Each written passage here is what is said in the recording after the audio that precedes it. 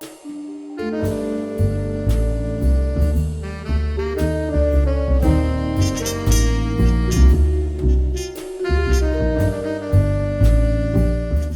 so we must now come to the end of March is 90s month. And I can't think of a better way to end our revisionist look at the 90s sucked meme than with the sliver of nerd culture where it is by far most often invoked. Comics. Sure, there was bad television, bad movies, bad music, and bad fashion in the 90s, but it tends to get balanced out either by the good stuff or by sincere nostalgia for the not-so-good stuff. But when it comes to comic books, it often feels like most of the fandom is ready to just write the whole damn decade right off. Granted, this was the era when the industry hit its highest peak ever, only to come crashing spectacularly down to earth, but there was much more than that at play. To fully understand why 90s comics are so uniquely infamous, one has to understand the four separate yet confluent phenomena that conspired to cause all the madness. The Dark Age, the rise of the superstar artist, Image Comics, and the speculator bubble, each of which could be the subject of a feature-length documentary in and of themselves. We've got about 5.5 to 6 minutes. Let's see if I can pull this off. Comics are weird. Okay, quickly as possible. In 1986, Watchmen and The Dark Knight Returns both hit the stands. Two books about classic-style superheroes reimagined as dark, brutal, and sexually charged epics. Suddenly, mainstream popular culture woke up to the idea that comics could be both literally and superficially grown up, which in turn led to the grown-up longtime fans of the genre who had been quietly keeping the industry sales numbers humming for years to be more publicly open about their comic book hobby. Publishers figured out that they could make more money selling more expensive merchandise to older fans, rather than just scrambling for the meager allowances of children, and sell more books by making the characters they already had more mature in the most pandering and superficial way possible. By the time the 90s were on the horizon, these factors had helped to create the vast hordes of newly out-of-the-closet comic fans weren't just buying new books and expensive merchandise, they were rebuying classic comics that had made them fans to begin with and catching up on the decades of Marvel and DC Universe continuity that informed the stories they were reading today. Funny thing about that, though, since comics had until now been regarded as disreputable and disposable medium for children, very little effort had ever been made to preserve older comics, making the few that remained major collector's items with extravagant price tags to the right collector. Soon, news reports were hitting daily, all telling versions of the same amazing human interest story. Holy crap! I bought this comic for pennies as a kid, and I just sold it for thousands! Some canny business types called speculators got an idea from this. They would buy some comics that looked like they'd be worth a lot of money later on now, and hold on to them as investments, angling that these books might appreciate in value the same way the older ones did. But how would they find the right books? Okay guys, yes, I know, you've already figured out why this was a stupid idea, but let me finish the story, okay? Ahem. How to find the right books? Well, by paying attention to the types of old books that fetched high prices. Debut issues, first appearances of popular characters, deaths of popular characters, shocking story turns, artwork by specific now-famous artists. Soon, publishers learned to take advantage of this interest by gearing their books toward creating as much of those kinds of issues as possible. They killed major characters, created tons of new ones, staged lots of big twisty event storylines, and they pulled stunts like limited edition covers and giveaways, but what they did most was heavily promote the involvement of a new generation of artists. Fairly or not, with the notable exception of the king of all self-promoters Stan Lee, comic book artists have up until recently always gotten more attention than comic book writers, and with comics being more visible than ever, the big artists of the late 80s and early 90s were bigger names than almost any other artist before them. Sure, they weren't exactly movie stars, but guys like Jim Lee, Rob Liefeld, and Todd McFarlane had public profiles that dwarfed that of even the late great Jack Kirby. For the first time, thanks in no small part to the aforementioned speculation investors, books could turn a profit just on the name of the artist, and publishers looked to keep them happy and prolific by letting them write books as well, so they could have more control. Granted, a lot of them weren't nearly as good at writing, we'll come back to that, but given the kinds of writing publishers were looking for, they didn't need to be, and yet they still didn't feel like they had enough say over their own work. From the very beginning of the comic book industry, pretty much all work done by a writer automatically became the property of the publisher, including concepts and characters they created. For example, when he became Canada's representative on the new international flavored X-Men in 1975, Wolverine became one of Marvel's most popular and profitable characters for selling toys, shirts, etc. But the guy who created Wolverine didn't see the kind of royalties you might expect. He already got paid his salary for writing the issue of the Hulk where Wolverine was first introduced. This had obviously never sat well with anyone in the business, but now the aforementioned superstar artist figured they might have some pull to make new demands, specifically of Marvel, who was at the time regarded as the bigger offender of the two publishers. When Marvel didn't budge, 6 of the industry's biggest guns of the moment, Eric Larson, Rob Liefeld, Jim Valentino, Todd McFarlane, Jim Lee, and Mark Silvestri, with ideological support and backing from Bose Portaccio and Chris Claremont, shook the industry by quitting and founding their own publishing company, Image Comics, which soon drew even more talent from around the industry thanks to its promise of autonomy and emphasis on creators' rights to their own intellectual property. A lot of Image's books sold really well, and soon they were getting movie, toy, and cartoon deals that rivaled those of Marvel and DC. For just a minute there in the 90s, things were looking really, really bright. Well, everything fell apart, basically, though the biggest contributor was the speculator bubble finally bursting. See, somehow, everyone had managed to ignore one simple logical flaw. Old comic books became valuable collector's items because there weren't a lot of them left, because no one had ever thought they'd be valuable collector's items. But since these new books were being bought and sold with that in mind, there were tons of them out there, so they weren't going to go up in value anytime soon. Oh, and since the publishers had turned their universes into pandering Dark Age messes chasing sales trends to create collectibles, you wound up with not only a surplus of comics, but a surplus of bad comics nobody was eager to revisit. The bottom fell out of the market, sales plummeted, stores closed, and many people lost their jobs. It was really more of a slow-motion train wreck than an immediate thing, but some like to tag 1996 as the year of the Great Comics Crash because of the mega disaster that was Marvel Comics filing for bankruptcy. Oh, and the guys at Image, well, for all their good intentions, as businessmen, they were pretty good cartoonists. Egos, work ethics, schedules clashed almost immediately. Very few of them could actually write all that well on their own, and while the company never fully fell apart, the dream of a sustainable, independent full challenger to Marvel and DC was never fully realized either, especially since one of the team's star players, Todd McFarlane, turned out to be more interested in becoming a merchandising mogul than in making comics. In the wake of all of this, the comics industry got much smaller, even as the popular culture presence of its properties got much greater, and the ripple effects of the disastrous 90s continue to be felt well into the 21st century. I'm Bob, and that was 90s Month.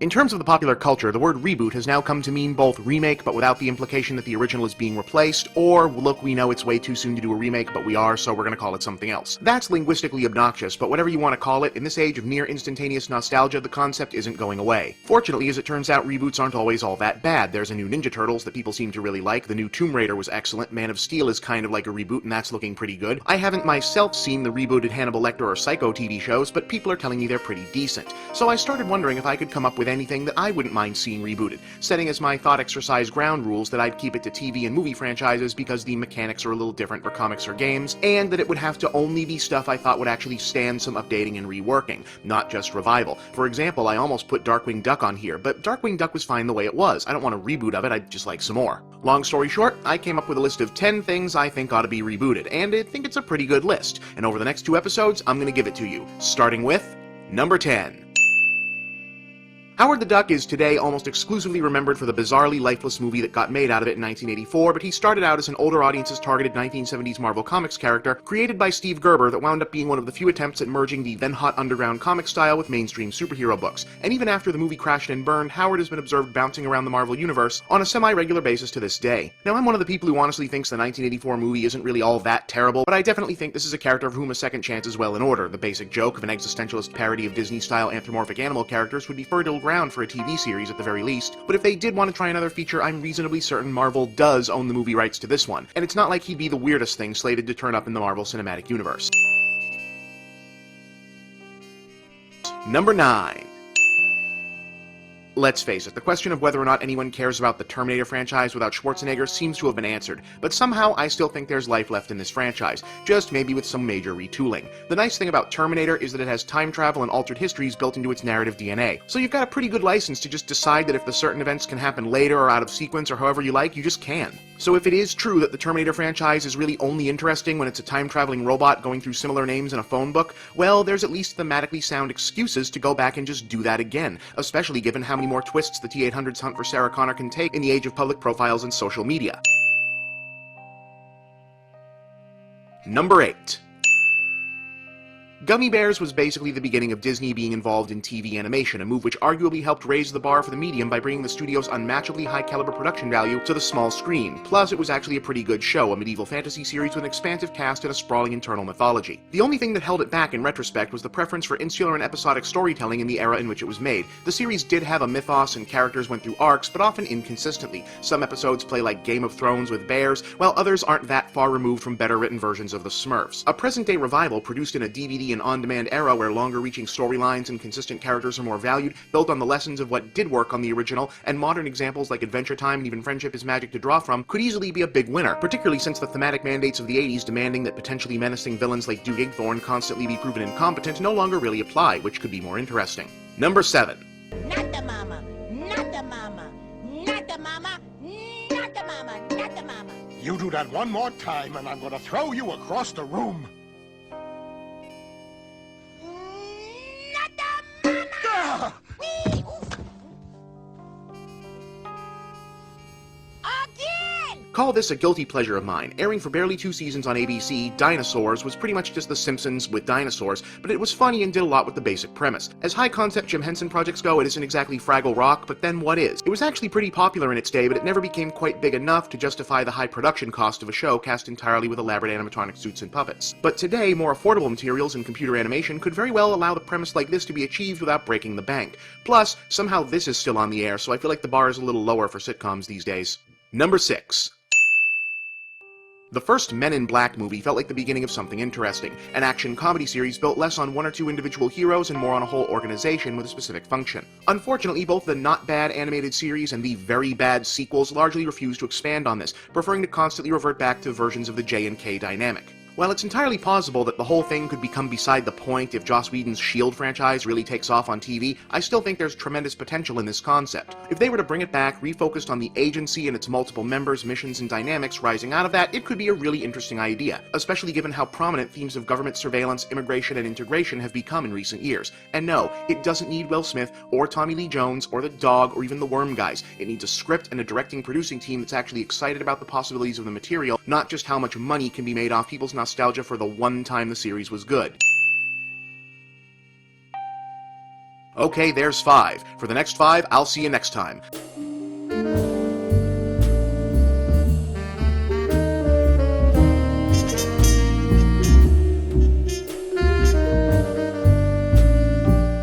Last week, a bunch of things I thought ought to be rebooted. This week, the rest of the list. Number 5.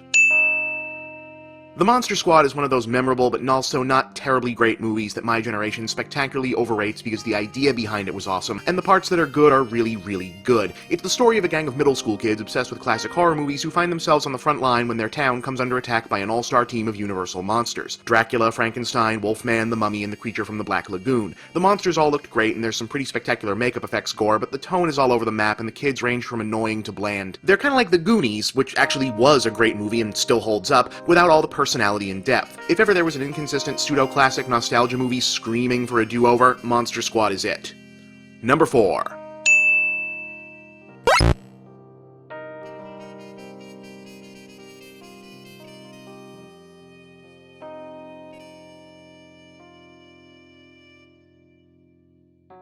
Number 3. Yet another often overlooked groundbreaking series from Disney Animation, Gargoyles was an ambitious attempt to fuse the styles of what was then the rapidly growing anime fad, Dark Age comic books, and the Mouse House's popular TV animation style to create another Ninja Turtles-style superhero creature franchise. The series was based around the adventures of a family of castle-defending nocturnal gargoyles awakened in present-day New York after a curse turned them permanently to stone for centuries, and it's grounded in an ever-expanding roster of characters mixing ancient mythology and then-current cyber-thriller technobabble. It was decently popular in its day, but it never quite got popular enough to sustain its production costs, and the Disney of the 90s didn't place nearly as high a premium on wooing teenage audiences as it does today, and the strictures of running an episodic animated series in the family viewing time left some of the creators' more ambitious ideas buried in the subtext or cut out altogether. For example, creator Greg Weisman said he intended the character Lexington to be gay, but wasn't able to be upfront about it. In other words, it was a series ahead of its time, and while the originals are perfectly good as they are, that's also what makes it exactly the sort of series that could thrive in today's less restrictive environment. Number 2. Speaking of ahead of its time, Babylon 5 was a science fiction series from J. Michael Straczynski that was trying to do a complete pre-planned multi-season narrative in an era when getting renewed more than one season at a time generally didn't happen for expensive genre shows and definitely didn't happen in syndication. The series took place in the aftermath of an intergalactic war between Earth and an advanced alien race called the Minbari, which ended under mysterious circumstances when the Minbari gave up on the verge of their own overwhelming victory for reasons they're initially unwilling to make clear. and was set primarily in the titular space station that served as a kind of diplomatic neutral zone between the various planets and cultures jockeying for political position. Over the course of 5 seasons, characters played out elaborate interconnected arcs spanning years against a backdrop where alliances and even whole societies changed completely almost as often as they do in real politics. At one point, the station was even at war with Earth itself. While Straczynski got an impressive amount of what he wanted on screen, some of his bigger ideas were hampered by broadcast standards, casting changes, and the realities of not knowing which stories he'd ultimately get to finish because of uncertain season renewals. Overall, the series is still pretty damn spectacular and a personal favorite of mine, but if they gave this one the Star Trek reboot treatment, I'd be first in line to check it out. And number 1 is...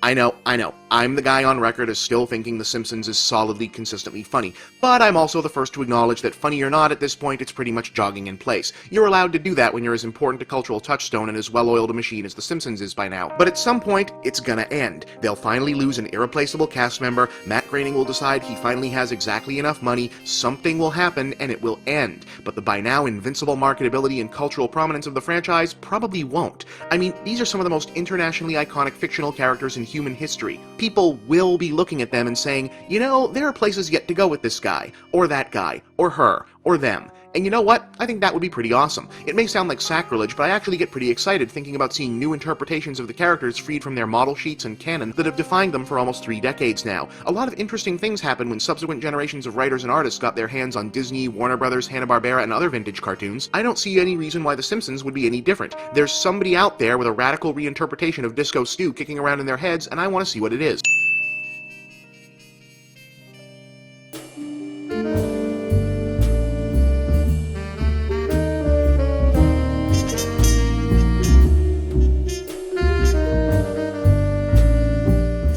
So, hopefully later this week, I'll be reviewing J.J. Abrams' Star Trek Into Darkness. I say hopefully, or perhaps maybe more accurately probably, because while I have every intention of watching and reviewing that film for Escape to the Movies, there's been some issues going around about which US critics get to see it and when, with some press screenings apparently being held off until the day the film releases. Now, that's pretty rare for a major summer blockbuster, but not unheard of. After all, there's no law that says movie journalists have to be shown the movies early. It's done as a mutual courtesy. The critics need the lead time to get our columns and shows together for release day, and the studios want those things to run on release day for publicity. So sometimes if a studio thinks it's got a bad movie on their hands, or at least one that's going to be badly reviewed, they don't bother with screenings. The first G.I. Joe, for example, Paramount thought that was going to bomb, so they yanked the press screenings, which turned out not to matter. Horror movies, unless there's some prestige attached, generally don't screen either. Conversely, the reason they don't do this with every movie is that if people hear that the screenings aren't happening, they tend to assume, oh, that movie must suck. But that's not the case this time. This movie is already out in a lot of the world, and the reviews coming back from that release are so far moderate to positive for the most part, and the first movie was pretty well received as well, so what exactly are they trying to hide?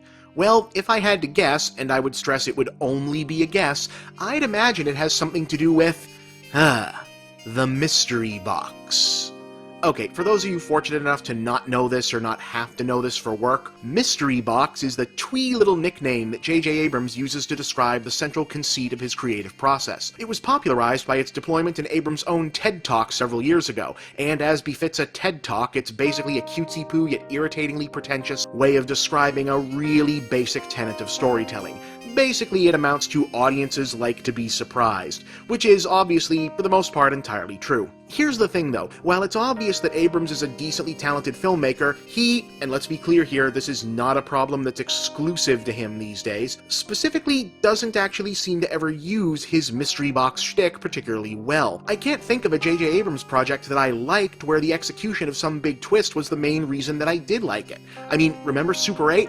Yeah, I don't blame you, it wasn't a classic, but I did overall appreciate it. The thing is, the stuff that Super 8's marketing tried to build as this big mystery was the least interesting thing about it. All that business with the kids making their movie, that was gold. But the whole alien, conspiracy, evil version of E.T. stuff, bloated, lame, and making it into this big mystery didn't do anything for the story. It just made the marketing more interesting. And that's kind of the thing. Abrams isn't a bad filmmaker, but all this stuff about he's the next Spielberg? No, he's not. He's not even Robert Zemeckis. He's maybe like another Chris Columbus. What he definitely is, though, is a great marketer of movies. That's where the mystery box shtick seems to work the best. The ultimate off-the-rails example of this was Cloverfield, which he didn't direct but did write and produce, and his name was the big above-the-title draw because Lost was still such a big deal at the time. If you saw the first trailer for Cloverfield, you got the impression that, hey, this was just a Godzilla movie done Blair Witch style. And you know what? Okay, I haven't seen that before, I'll probably buy a ticket for that, but instead of just leaving it at, hey, we made this Blair Witch Godzilla movie, come and see it, they decided to pack on all this mystery and viral marketing. For a while, they didn't even give it a title. The entire promotion was all about, ooh, what's this? You can't imagine what this is, which kind of makes an indirect implication that the movie is going to be more than what it obviously appears to be, right? And here's how weird this got. In the first trailer, where we don't see any of the monster, a guy says, I saw it, it's alive, it's huge. But somehow, someone decided what they'd actually heard him say was, I saw it, it's a lion, it's huge. Based on that, the internet decided that the big secret had to be that Project Cloverfield was actually somehow a Voltron movie. And because Abrams and company were wholly committed to propping up the idea of secrecy for its own sake, the Voltron rumor actually persisted for a bafflingly long period of time. And then when the movie came out, one of the reigning reactions among many audiences was, wait, it's just exactly what it always looked like it was?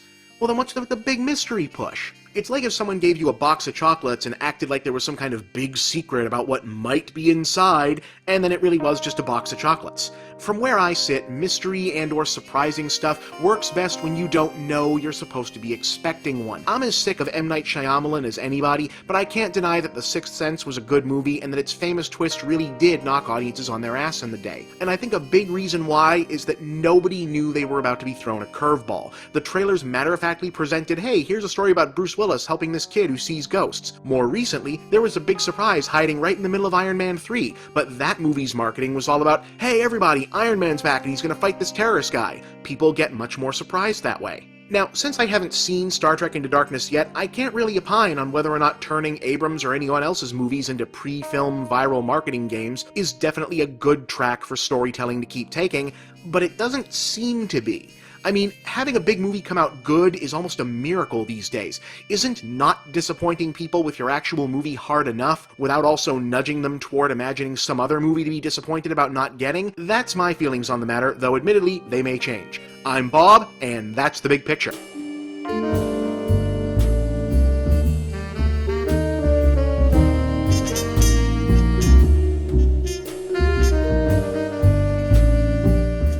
So, Internet.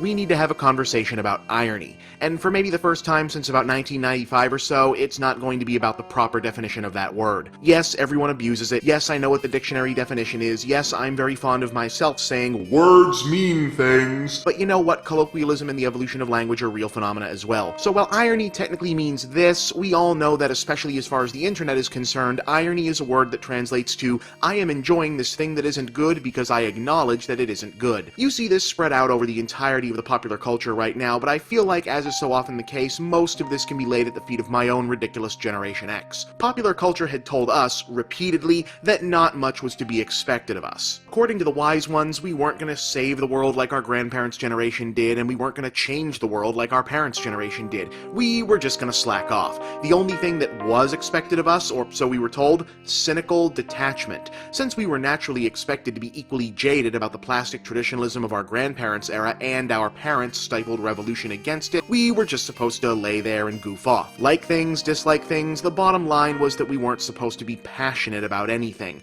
Sincere affection was out, the all-purpose whatever was in. Problematically, while it was spectacularly easy to not give much of a crap one way or another about the largely disposable cultural detritus that greeted us in the 90s, we couldn't fight the forces of nostalgia, which is all about sincere affection. So how did we square that circle? We embraced irony. Of course I know this show was bad. Of course I know these things are silly. Of course I know that movie was crap. I'm appreciating it ironically. This form of irony defined a whole lengthy moment in popular culture, and a lot of it was positive. Acknowledging the flaws in something that occupies space in your psyche, mostly in the form of happy memories, is the main way we learn from our own past rather than simply repeating it. This is especially true of when said ironic appreciation goes all the way over the edge into straight up parody. The trouble is, genuine ironic appreciation is at least partly an introspective exercise. Not simply, this is bad but I enjoy it anyway, but why I enjoy it. And it seems to me that a lot of the ironic nostalgia wave was more like an attempt to hide actual honest-to-goodness nostalgia under a cover story of winking irony.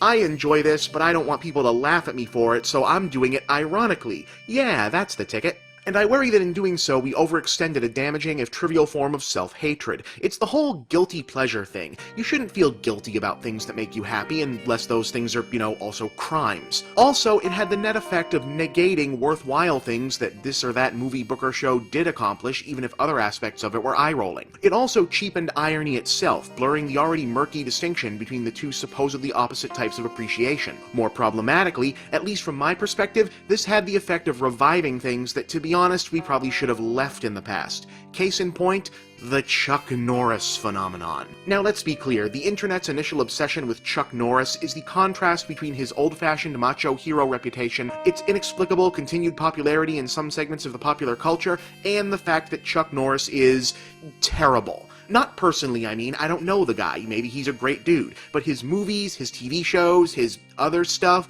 terrible. It's all terrible. Maybe The Octagon was good, fine, and Return of the Dragon for sure, but that's not really his movie. But the rest of it, I mean, God, remember this? Chuck Norris. Chuck Norris, man of action. Chuck Norris stars in Chuck Norris Karate Commandos. Chuck Norris, he's got nerves of steel and strength to match.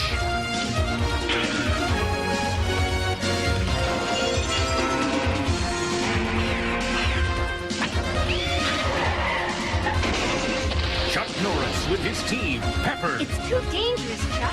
Wow! Too much. Too much! Chemo, the samurai warrior. Reed, Chuck's teenage apprentice. Tabe, the sumo champion. With Chuck Norris, they battle the sinister forces of the Claw. Remember this. And the ruthless Super Ninja. I'll finish Norris! Chuck Norris stars in Chuck Norris Karate Commandos. Yeah, that was real, and that's probably on the high end of the Chuck Norris scale. And while it was fun to poke fun at Norris's persona for a while there, the whole meme got so ubiquitous it actually handed him an improbable career revival, meaning that I now have to see one of the least interesting action stars of the 20th century continue to pop up in actual present-day movies and penning bizarre political columns for lunatic websites. No, really, Chuck Norris has a column, I'm not making that up. Gee, thanks, Internet. We really needed this. All I'm saying is, maybe it's time we dialed it back on the irony defense for a while. Not completely, there's plenty of room for an appropriate level of so bad it's good chuckles in your entertainment diet. I mean, I just gave an overwhelmingly positive review to this, but it doesn't need to be some kind of cover for stuff you're somehow embarrassed about still enjoying. What are we so sensitive about, after all? Life is short, like what you like. I'm Bob, and that's the big picture.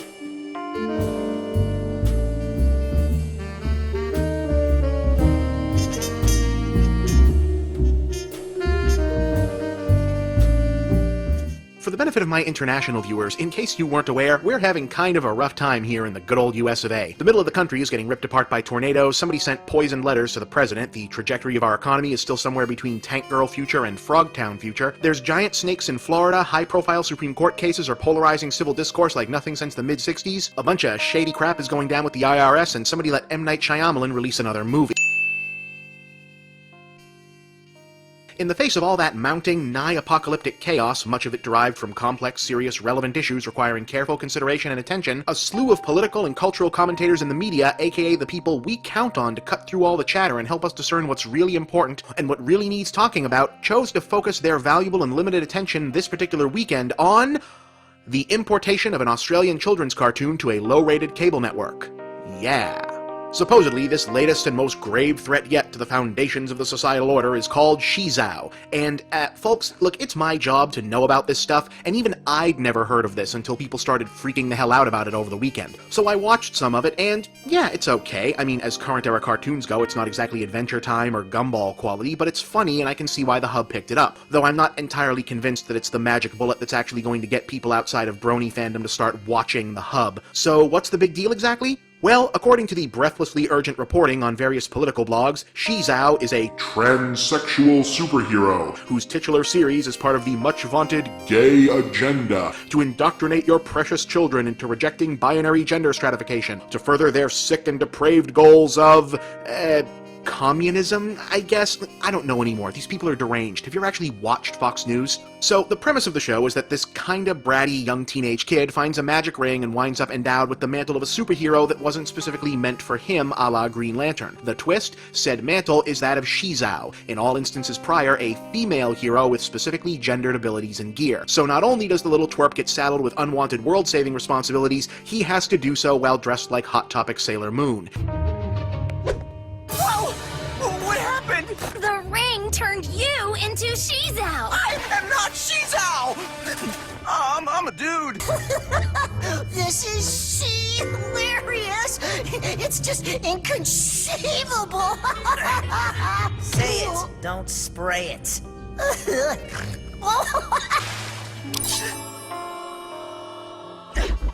Boomerang brush. Check. It's a funny joke, make no mistake, aimed less at the idea of cross-dressing or gender identity. Despite the fears of the aforementioned angry commentators, SheZow doesn't turn into a girl, the magic just gives him the outfit, and more at the goofy design conventions of female heroes, i.e. that they either get to wear the girl version of a male character's costume or an outfit designed to constantly reinforce the idea that she is in fact female. This sort of thing goes all the way back to the original Golden Age Batwoman and Batgirl, who carried weaponized makeup accessories in their utility purses. Really. Wonder Woman is one of the only solo heroines whose weaponry outside of maybe that tiara are overwhelmingly gender neutral, and, well, we already did an episode about why Wonder Woman is so different. And please note that I am talking about solo heroines here, excluding, for example, the women of X-Men, who do get their own identities but are still mostly known as part of the team, yes, even her, or Sue Storm, who's the female part of the Fantastic Four, or any of the Legion women. Wasp is technically the distaff counterpart of Ant-Man, Black Widow's name is more or less a negatively gendered pun, that sort of thing. You know, when you think about it, there's almost definitely more noteworthy, independently aligned female villains than there are heroines. Poison Ivy, Catwoman, Battle Axe, Killer Frost, Typhoid Mary.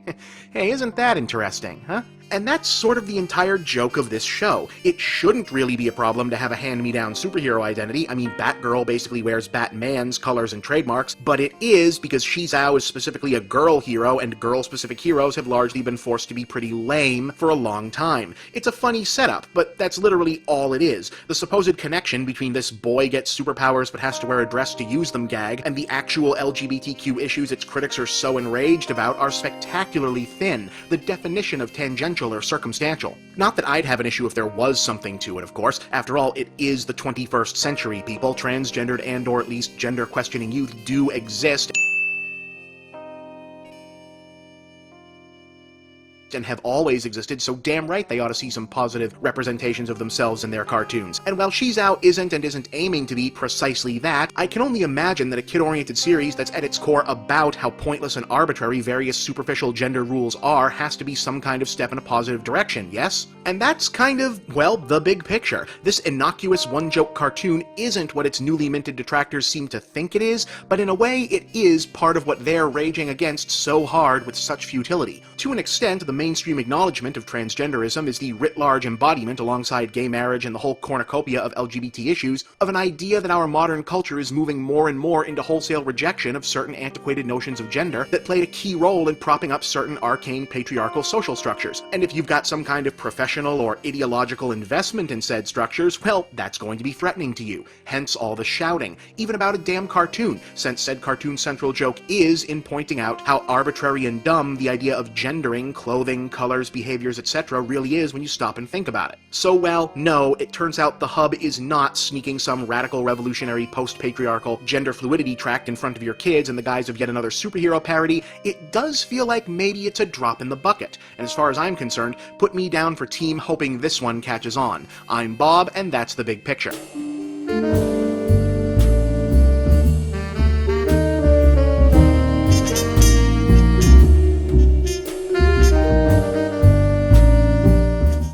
Man of Steel opens in the United States later this week. Depending on when you're watching this episode of The Big Picture, I'll very likely have already seen it, but as of this recording, I have not. Consider my fingers crossed. Actually, consider a lot of people's fingers crossed.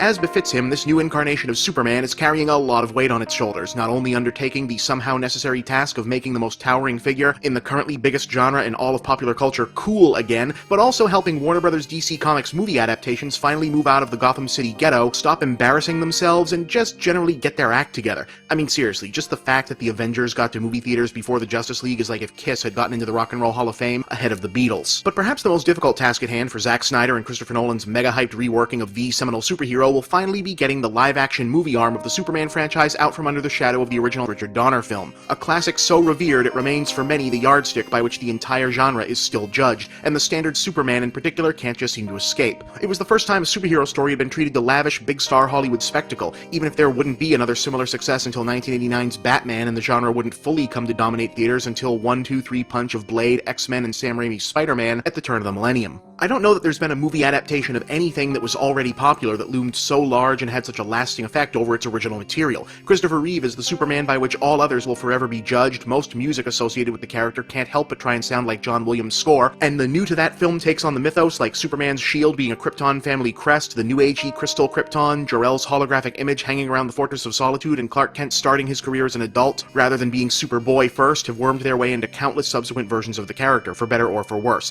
This is why I partially don't mind that Man of Steel is choosing to tell the second or third most widely known origin story on the planet again, since it's probably necessary to start completely from scratch and make sure every piece of the new Superman is a notably distinct thing from its famous doppelganger in the original. I mean, I'll still mind if they somehow managed to f*** it up. The Nolan brothers and David Goyer were in charge of the story after all, and with those guys in comic book movies you either get yeah or that's too bad. But I understand the necessity of trying to change it up all the same.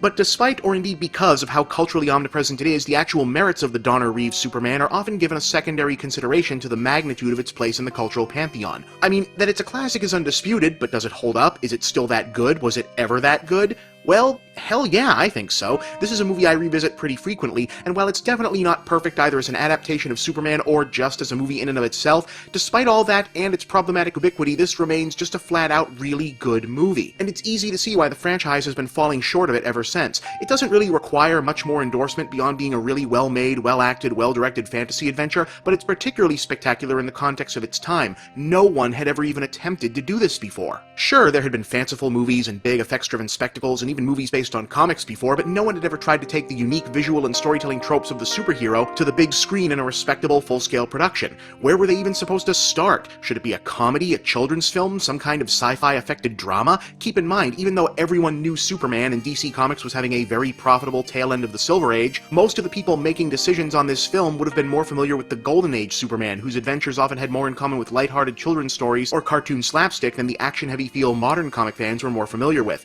Hell, when Richard Donner signed on to the project, he found that the screenplay they were using, and they were shooting Superman and Superman 2 together at the same time too, had become a campy, jokey mess that he opted to throw out and start over from scratch. They gave Marlon Brando what was at the time one of the biggest paydays in Hollywood history for a cameo as Jor-El, and then had to deal with his strange initial insistence that he be allowed to play the part either as a talking bagel or an animated suitcase. No, really, that he wanted to do that. You can look that up. And yet somehow it all comes together. I think a big part of the formula is that Donner managed to find, as the first guy to attempt this, I remind you, a kind of perfect balance between movie realism and comic book fantasy, finding parallels between must-film iconic Superman moments and established familiar cinematic styles. The Krypton stuff is trippy 70s sci-fi, the Smallville scenes are straight out of John Ford meets Norman Rockwell American pastoral playbook, the big action set pieces play out like the disaster movies so popular at the time, the romance with Lois Lane and the Daily Planet scenes are rapid-fire banter a la the neo-screwball adult comedies of Woody Allen and Robert Altman, and Gene Hackman's Lex Luthor seems like he was expecting to fight James Bond instead. The movie isn't out to prove that Superman is realistic, it's out to prove that he belongs in the movies. Oh, and speaking of Gene Hackman, I know a lot of people like to hate on this version of Lex Luthor, and apart from the dopey can you read my my mind stuff with Lois, it's probably the weaker part of the movie, but Hackman is a lot of fun in the part, and honestly the ridiculous new calf of California so my worthless real estate becomes valuable waterfront property villain plan is a thoroughly modern version of the crazy master scheme stuff associated with Lex Luthor in the Gold and Silver Ages before DC retconned him into just another nyahaha, I'm rich and I'm evil businessman guy from the 80s. But what really puts it over the edge is how profoundly it manages to get a character as difficult as Superman. In a way, flawed, broken anti-heroes like Batman, Dirty Harry, Wolverine, whoever, are easier to get right because they give you more layers to work with. But Superman is supposed to be a genuine icon of our potential for ultimate good realized, and that kind of character, one who's already attained complete uncomplicated goodness to the extent that the development is all about the other characters reacting to him being the real thing, is really hard to do. This movie pulls it off, Captain America did it, I guess Jesus movies do it too, but that's a whole other thing. My point is, this movie got Superman in a way that almost no one has managed to since, and while I'm looking forward to Man of Steel, whether or not it will be yet another admirable try that misses the point and the mark remains to be seen. We'll find out soon enough, but if it doesn't, well, there's always still this one. And I guess Avengers 2 in a couple years.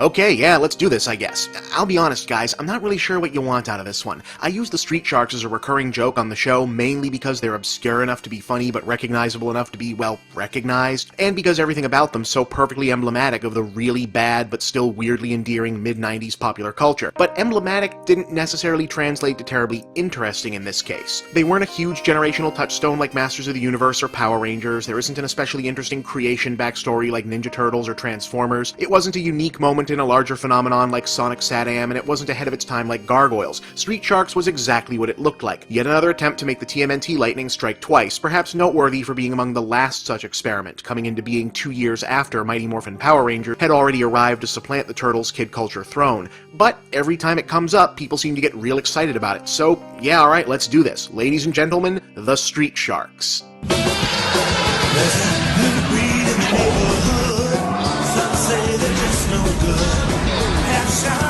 Half man, fighting evil, that's the plan. Street Sharks! Street Sharks! Street Sharks! Oh, they're awesome! Street Sharks was an animated TV show promoting a line of action figures from Mattel, though there seems to be some conflicting information as to whether the series or the toys were into production first. Either way, yeah, it's your basic Turtles wannabe. 4 half-human, half-animal good guys, all brothers, versus an expanding roster of similarly hybrid villains with the nominal gimmick of all being sea animals. To wit, our heroes are Ripster the Great White, Streaks the Tiger Shark, Jab the Hammerhead, and Big Slamoo the Whale Shark, while the roster of antagonists included Slobster, Slash, Killamari, and, I kid you not, Clamando, among others, typically under the leadership of one Dr. Paranoid. The story behind all of it was fleshed out in a 3-part TV miniseries that led into a 40-episode animated show. Our setting? Fission City, a transparent Romana clef of Los Angeles. In what might be the sole interesting note of the whole enterprise, it's presented as an early-stage dystopia being choked to death by smog and urban sprawl, but pollution fighting isn't really on the Street Sharks' eventual agenda most of the time. It's just kind of a weird LA-specific background joke, alongside a perpetually congested freeway system and narration frequently provided by a wisecracking traffic chopper. Things begin with your basic light V. Wiley dust-up between the obviously evil Dr. Paradigm and the generically good Dr. Bolton over Paradigm's attempts to conduct gene splicing, oh, forgive me, I forgot it was the 90s, gene slamming experiments to create human-animal hybrids. No, you're not. I'm pulling the plug. The probability of that? 0. Stop, Paradigm! You can't mess with nature! I won't allow it! To prevent Bolton from warning anyone about his mad scheme to create more useless versions of Bebop and Rocksteady, Paradigm uses the gene slamming to turn Bolton into some kind of freakish monster that we never fully see and who promptly escapes to provide narrative framework for later episodes. He then decides to pull the same trick on Bolton's 4 sons, ultimately transforming them into the Street Sharks.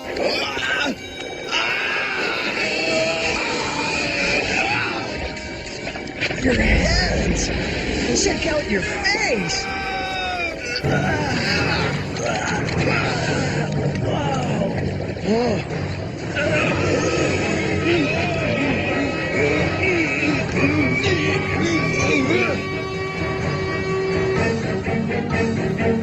That loud lousy gene-slamming paradigm's gonna pay for this. And really, the sharks themselves are kind of the problem with their own franchise. They're actually interestingly designed as creatures go, especially since humans and sharks don't have a lot of interchangeable parts, and they lend themselves well to the show's emphasis on brawling and environmental destruction action scenes. I like that absolutely zero effort has been made to make them look anything other than fearsome, since, sharks, but personality-wise, they're all kind of the same guy, and that guy is a quintessentially boring mid-90s douche nozzle. Shark attack! Let's kick some fin! Cool.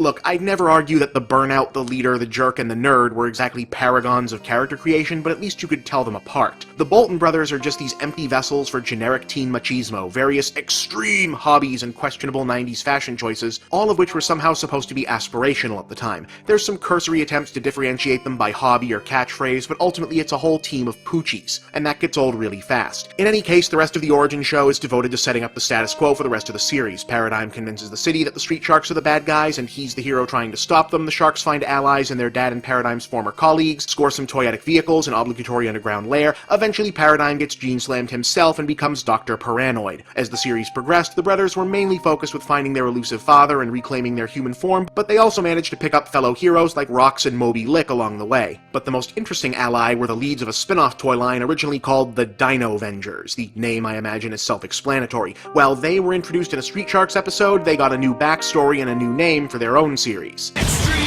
extreme, extreme dinosaurs! The classic and Jurassic form! Extreme dinosaurs! And that really kinda says it all, doesn't it? Street Sharks had a respectable 2-season run before passing into syndication heaven, but it never quite became the turtle successor that its creators were aiming for. By the mid-90s, children's animation had begun to move away from merchandise-driven series. As previously stated, it was a certain live-action franchise that took up that banner, and toward a resurgence of comedy shows and the more heavily story-focused series like Paul Dini and Bruce Timm's burgeoning DC animated universe. Nevertheless, stuff like this does retain a certain goofy appeal, I will admit, and Street Sharks did get a DVD release for the nostalgic or the curious among you. Sharks! Oh man! Awesome! Yeah, aren't they? We're opening a new ride, the Street Sharks. Wow, they look almost real! Street Sharks. Street Sharks? I like it. I like it! I'm Bob, and that's the big picture.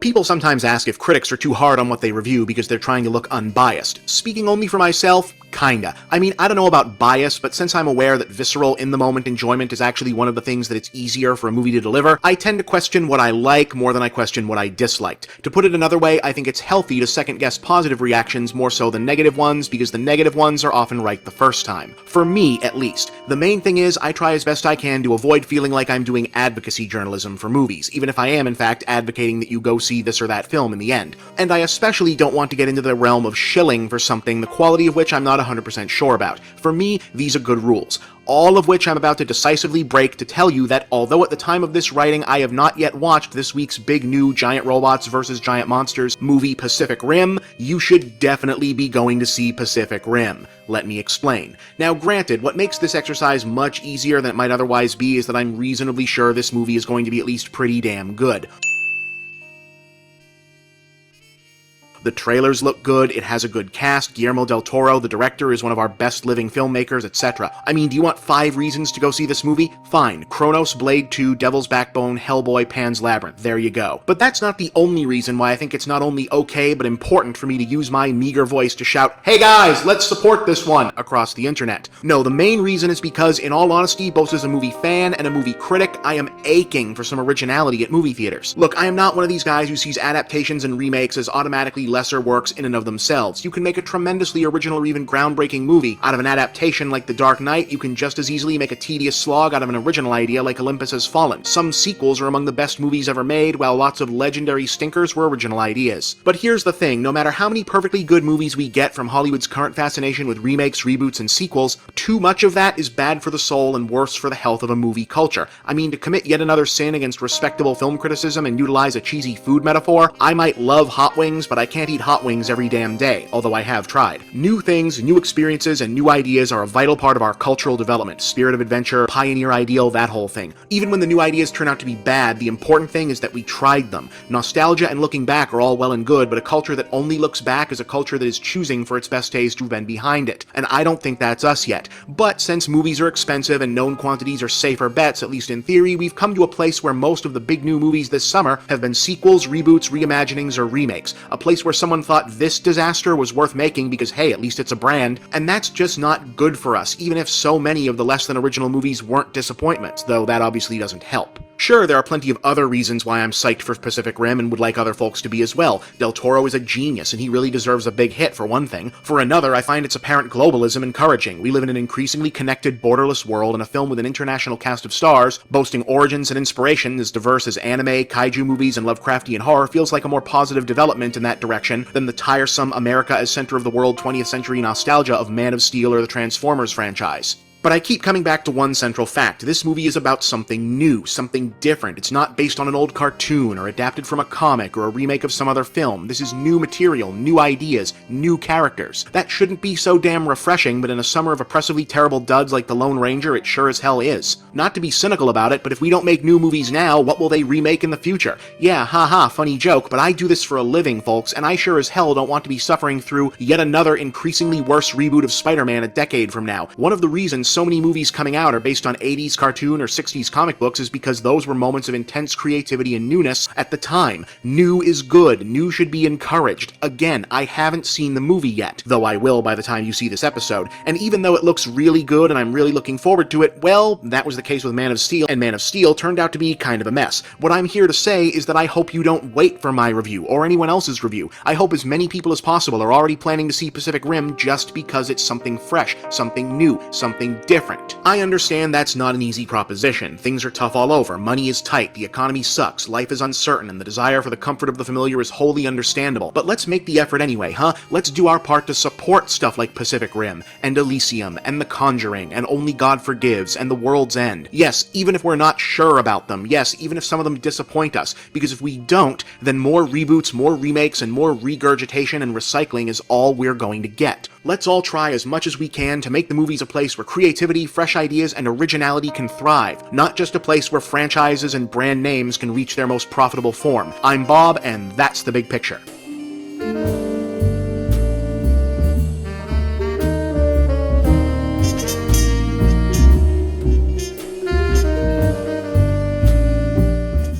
Things got a little heavy and current eventsy here, right? So maybe it's time to dig into something a little more silly again. Let's look in that file marked TV is weird. Hey, here's something that used to be bizarrely commonplace that doesn't seem to exist anymore. The Celebrity-endorsed cartoon. I don't mean famous people just doing animated shows, that happens all the time. I mean shows where an actual famous person licensed their name, likeness, and sometimes their own voice to a series where that presence would be the primary selling point. The original heyday for this bizarre phenomenon was the late 1960s to the 1970s, when multimedia branding for individual persons was first becoming acceptable as a practice for a widespread number of celebrities. The Beatles pioneered it by lending their identities to a low-budget animated series, which they reportedly hated, and the Jackson 5 and the Osmonds followed suit a few years later. They even did their own voices. The Gary Coleman Show, despite being the title, was actually a cartoon spin-off of a TV movie called The Kid with the Broken Halo, with Coleman as a young angel in training as opposed to playing himself.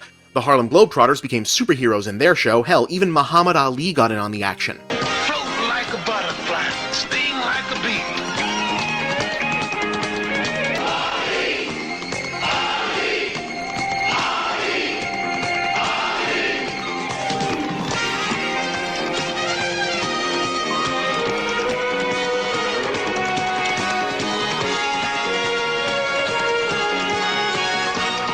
Watch the adventures of Muhammad Ali. This sort of thing took something of a break in the 80s when it became legal to produce 20-minute commercials as kids' entertainment again and action figures nudged the pop stars and B-list celebrities out of the spotlight. Sure, Chuck Norris and Mr. T had cartoons, but those were promoting their own broader multimedia brands, or in Chuck's case, a forgettable line of toys. The argument could be made that Hulk Hogan's Rockin' Wrestling fit the bill, but that was more of a promo for the WWF as a franchise rather than just Hogan himself. I never knew you could handle horses, Hulk.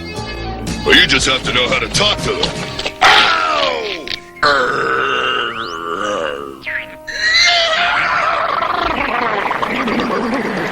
But the cult of personality re-exploded onto the scene in the 90s, fueled in large part by jointly occurring phenomena like the emergence of frontman-driven genres like pop, boy band R&B, and hip-hop as top of the popular music culture, and the phenomena of adult comedy stars of the 70s and 80s becoming kiddie celebrities in the 90s. On the music side, Kid and Play got a cartoon, and so did the New Kids on the Block. And MC Hammer more or less signaled his own downfall as a meaningful force in hip-hop with Hammerman. What was weirdly interesting about Hammerman was that it actually tried to be more than superficially about the rap genre and its own inner-city setting, starting with the title character being a legacy hero. The backstory begins in the 60s and 70s, where a James Brown-esque musician uses a pair of magical dance shoes to fight crime as Soul Man. But Gramps was getting old, and he couldn't keep up the fight. Right. So Gramps and his granddaughter, they went out on the road to find a man they knew could jam, who was worthy of the load. They met a guy named Stanley, who was dancing every night. He helped the kids play every day. His heart was out of sight. So Gramps opened up the bag and took out the magical shoes. He set them on the ground, and they soon began to groove. The shoes knew at once they had finally found their man. They hopped right on his feet, and he became Hammerman, Hammerman, Hammer, Hammerman, Hammer, Hammerman. The show still wasn't very good, but the parallels being drawn between the revolutionary spirit of soul music and then modern hip-hop, which was still not getting proper respect from music critics, was noteworthy, even if MC Hammer probably wasn't the ideal figurehead at that point. Meanwhile, John Candy protected a children's summer camp and its surrounding wilderness from the machinations of perfectly named evil industrialist Rex DeForest III in Camp Candy. Rick Moranis, yes, there was a minute there when Rick Moranis was a name above the title actor popular enough for his own cartoon, was the lone human teacher at a high school for monsters, no, a different one, in Gravedale High. Howie Mandel was the patriarch of a suburban family on Bobby's World. Louis Anderson had Life with Louie. There was also Wish Kid with Macaulay Culkin, but, you know, life did enough to that guy, I'm not gonna pile on at this point. But the zenith of this nonsense might have been Pro Stars, which featured a superhero team comprised of Michael Jordan, Bo Jackson, and Wayne Gretzky. What I like is that Bo seems to be here exclusively because they could cover football and baseball with one guy. Jordan jams in your face. I'm gonna put them in their place. Pro Stars! Pro Stars! Pro Stars! Blue light, crunch time. We will score just in time. Pro Stars! All Stars! Showstopper! Big swing, Bo's the man. Gonna hit a grand slam. Pro Stars. It's all about helping kids. Pro Stars! In conclusion, yeah, I'll be honest guys, I have no bigger point this time. I just wanted to show you some silly cartoons, and these all kind of fit the same historical context. Interestingly, what seems to have killed this genre off, apart from self-parodies like Robert Evans' Kid Notorious, is, of all things, reality TV, which is where fading and wannabe celebrities of today go for their cheap self-promotion. I'm not sure if that's any better, honestly. I'm Bob, and that's the big picture.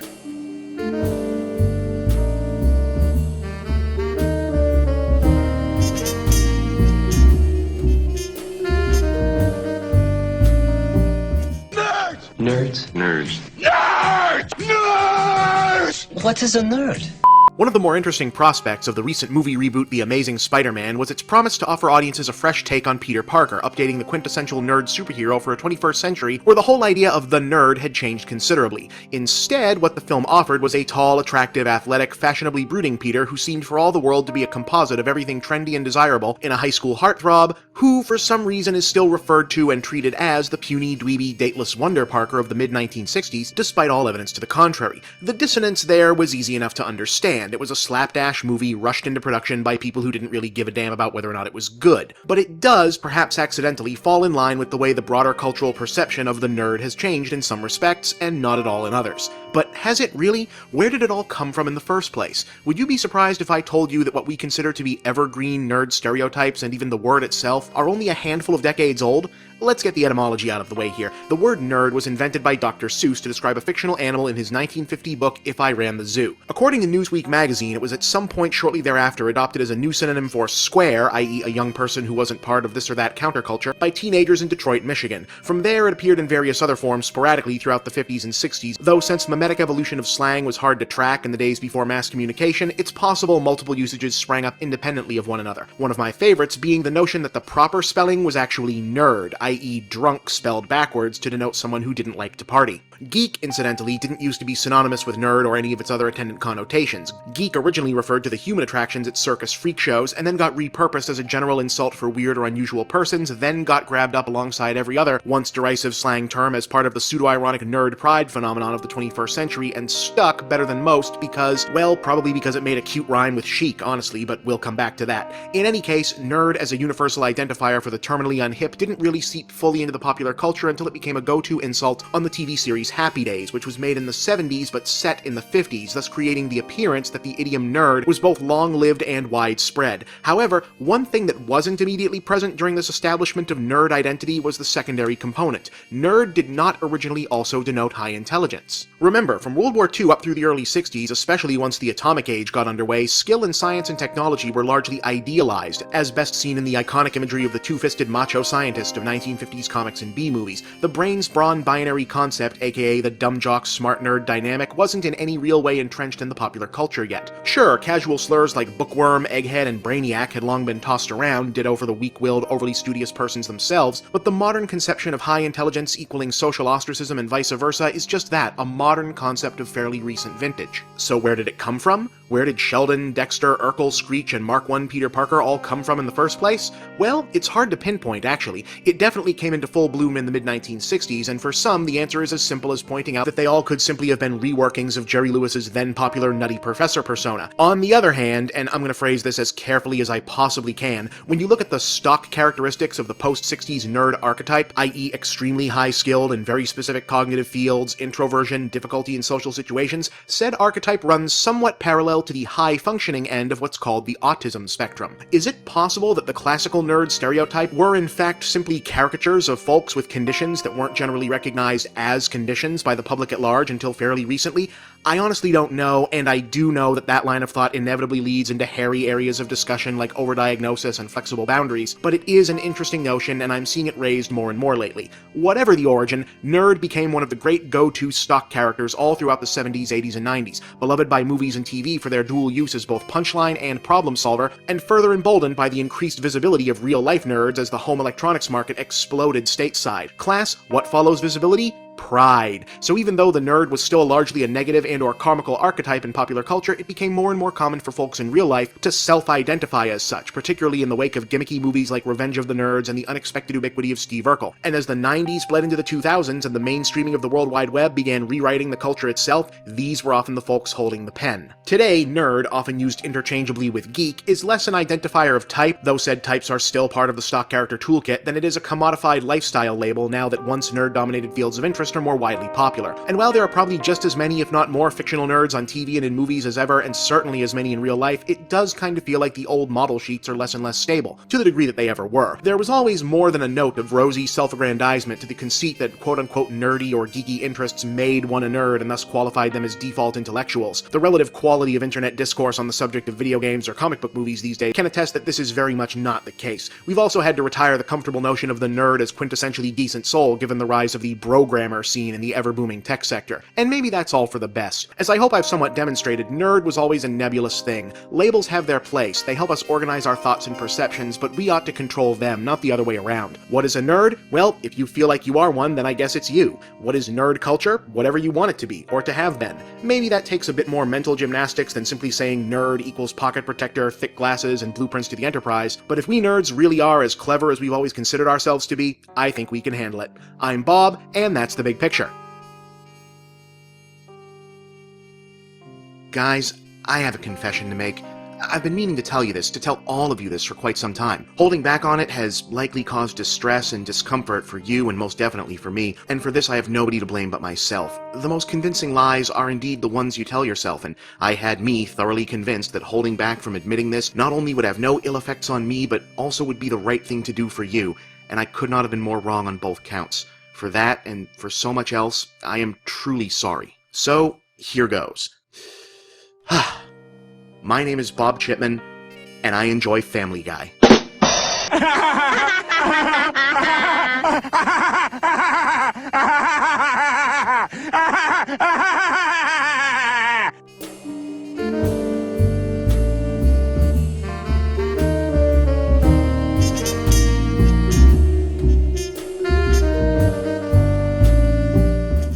seriously though, here on the interweb, it really does sometimes feel like that's one of the worst things you can admit to. Particularly in the world of TV animation fandom, a community that often touts a supposedly broad embrace of styles and taste, but nonetheless seems to adhere to certain monolithically accepted gospel truths. The Simpsons has been dead since season 10, Futurama and Adventure Time are perfect and above reproach, Young Justice went off the air too soon, and Family Guy creator Seth MacFarlane is Satan himself. The thing is, I actually find MacFarlane really funny. Maybe it's a byproduct of us coming from similar backgrounds, but I laugh at his routine more often than I don't, and his idiosyncratic fusion of frat boy humor, collegiate left-wing sensibilities, lounge lizard throwback affect, and Gen X pop reference have a unique energy. I'm not sure that he's produced any kind of high art yet. I'm as sick to death of hearing certain Family Guy quotes shouted drunkenly across the bar as anybody is, but I do honestly think that Family Guy as a show is pretty underrated by the animation intelligentsia. Now don't get me wrong, I'm not going to sit here and say it's the equal of The Simpsons, which I've already said my piece about, or The Critic, or Futurama, or Bob's Burgers, and guys, if you're not watching Bob's Burgers, start watching Bob's Burgers, or even MacFarlane's own, at this point, superior American Dad and Cleveland Show spin-offs, but to the degree that I so often see it lumped in next to Jersey Shore, 2.5 Men, Tosh.0, or whatever this week's rhetorical punching bag from Fox News is on the list of worse modern television has to offer, yeah, I think that's being a little unfair.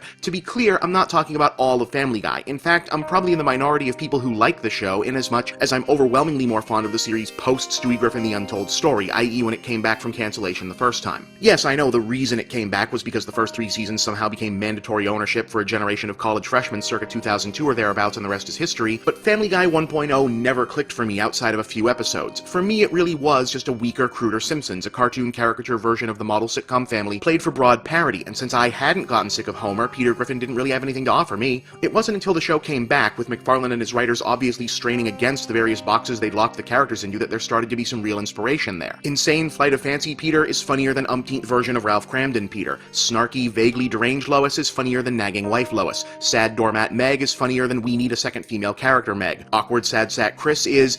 okay, Seth Green was actually brilliant right from the start.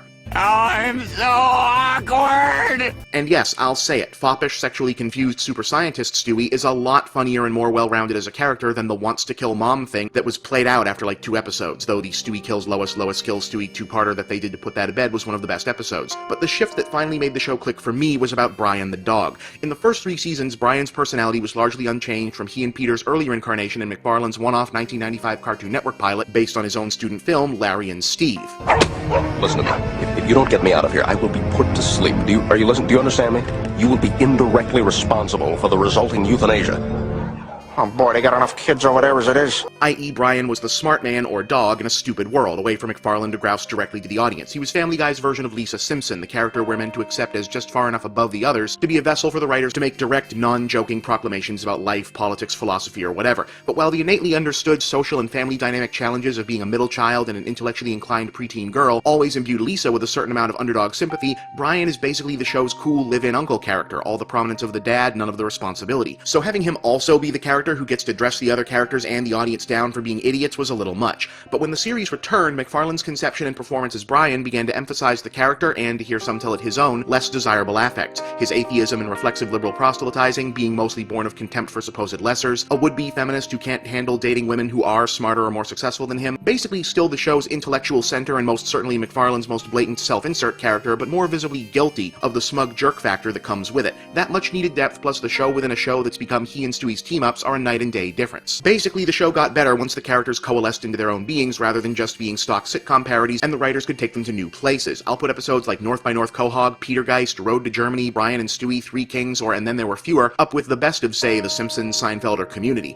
Partial Terms of Endearment was a lot more brave and edgy, actually taking a stand on something than, say, South Park usually is with its over-celebrated every side of every issue is the same and people who take stands on things are stupid default at this point. I don't know that the attempt to tackle domestic abuse in The Story of Brenda Q actually worked, but credit them for trying. Even the trilogy of Star Wars parodies are endearing, recalling a time when fan films were about genuine affection and not just demo reels for aspiring special effects technicians. And while oddly enough MacFarlane will be the first to tell you that the show has probably been on the air for too long, I still think it's got gas in the tank. The already announced crossover with The Simpsons next season will, if nothing else, be kind of amazing just as a thing that exists. And Cleveland is coming back into the fold now that his spin-off series is apparently en route to finishing its respectable 4-season run, so I hope he brings his supporting cast with him in some capacity. Junior is too good a character to lose. So yeah, I'm actually pretty fond of TV's worst animated series. It's not a landmark, it's not transcendent, it's not Bob's Burgers, but it is frequently a vessel for a talented creative team to do unique and funny stuff. And I think its detractors could stand to maybe take a second look.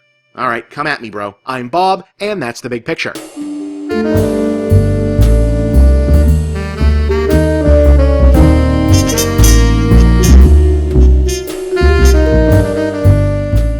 Alright, it is officially forced merriment season. I mean the holidays. So let's talk about toys. Specifically, let's talk about pink toys. So, okay, let me start by saying something that I don't think qualifies as controversial anymore, but probably still needs clarifying up front in terms of it being a position. Ahem. At least as far as the developed modern world goes, the notion of a broadly applied, cleanly divided red pill, blue pill, yin or yang, Autobot Decepticon binary conception of gender as a social construct seems to be in the early stages of breaking down. And I happen to think that's a pretty good thing. At the very least, it's not a bad thing. Yes, social constructs like gender, family, government morality, etc. mostly get established for sensible reasons, but they can also change for equally sensible reasons. An especially visible and easily understood aspect of this has been the mounting pop cultural backlash against the concept of the pink aisle, aka the color and subject-coded division in toy shops that rigidly divides the boy stuff from the girl stuff, quote-unquote. It's a flashpoint of modern gender discussion for two basic reasons. It involves children, and it's a really easy way to make the point of how absurdly silly arbitrary gender coding is. Sure, you can imagine that at one point the dolls and domestics are for girls, weapons and tools are for boys thing might have at least had a logic behind it, however retrograde in terms of conditioning the young for their prospective societal roles as adults, but the idea that you can take some completely neutral object and make it for men or for women based on what set of paint you apply, hell, that you can even take the infinite options available and variations in the realms of design and aesthetic and theme, arrange all of it into just two columns, and then align those columns by human sexual characteristics, really when you stop and think about this outside of our shared social conditioning, you accept it, it doesn't even sound ridiculous, it sounds stupid. Which is a longish way of saying I understand why the pink aisle has become an easy go-to reference for deriding sexism and unnecessary pressure toward gender stratification in consumer culture. I get it, I basically agree, I support the ideals at play. But I think we're maybe getting to a point where some of the fire is being, well, misdirected. Now, I'm not here to call anybody on the mat or say you're doing this wrong or anything like that, strictly one Bob's opinion. But in this one Bob's opinion, while specific symbols or touchstones are useful for illustrating a point and directing effort, it's important to remember that the vast majority of stuff, as in things, objects, knickknacks, sundries, bric-a-brac, whatever, isn't bad or harmful in itself. Stuff is just stuff. Stuff is neutral. It's the purpose that stuff gets used for that's bad. It's the systems that put stuff to said purposes that are harmful. And if you're fighting to change systems and purposes, I think it's incumbent upon one to take care not to attack or demonize the stuff in place of the real target. In simpler terms, rigid, forcibly maintained gender roles are the disease. The pink aisle is a symptom. But pastel-colored Legos are just pastel-colored Legos. And I'm not trying to be pedantic about this. I think being careless about this distinction has the potential for propagating a whole other strain of harmful social and behavioral issues. See, whether you or I or anyone else likes it, people and especially whole societies are transformed in steps. In this particular case, the world is going to accept girls can like boy stuff and vice versa long before it accepts girl stuff and boy stuff being wholly arbitrary distinctions that never really existed in the first place. For good or for ill, even if you do get everyone and their grandma over the masculine, feminine, blue-pink aesthetic coding, you're not going to erase centuries upon centuries of masculine, feminine coding of other things like tropes, themes, narratives, and characterizations. Those take longer to wash out of the cultural psyche, so you've got to do the good you can within and around them while minimizing collateral damage and friendly fire. And since the notion of pinks and pastels, dolls and domesticity being coded feminine isn't going away anytime soon, I think care needs to be taken that the very positive anti-pink aisle message that traditionally feminine things can be enjoyed by all is not misapplied or misheard as rather more negative traditionally feminine things are bad. And I worry that the seemingly progressive, easy road of just universally condemning the pink aisle or the princess culture or whatever else, however unintentionally, can potentially do just that. Remember, stuff, absent an agenda or force behind it, is just stuff. Sure, it is awesome that we as a culture are so increasingly eager to celebrate the defying of meaningless gender norms in the form of women and girls who lean in and excel in quote-unquote traditionally masculine spaces, but that doesn't mean and shouldn't mean that we conversely tell the women and girls whose freely chosen interests do trend more toward the pink aisle that somehow makes them lesser or anti-modern or automatically buying into something and being controlled. And while we're at it, it's definitely the opposite of helpful to young boys whose tastes run in that direction. I mean, society is going to be tough enough on them already without forces who should otherwise be on their side giving them the mixed message of, you can like whatever you want,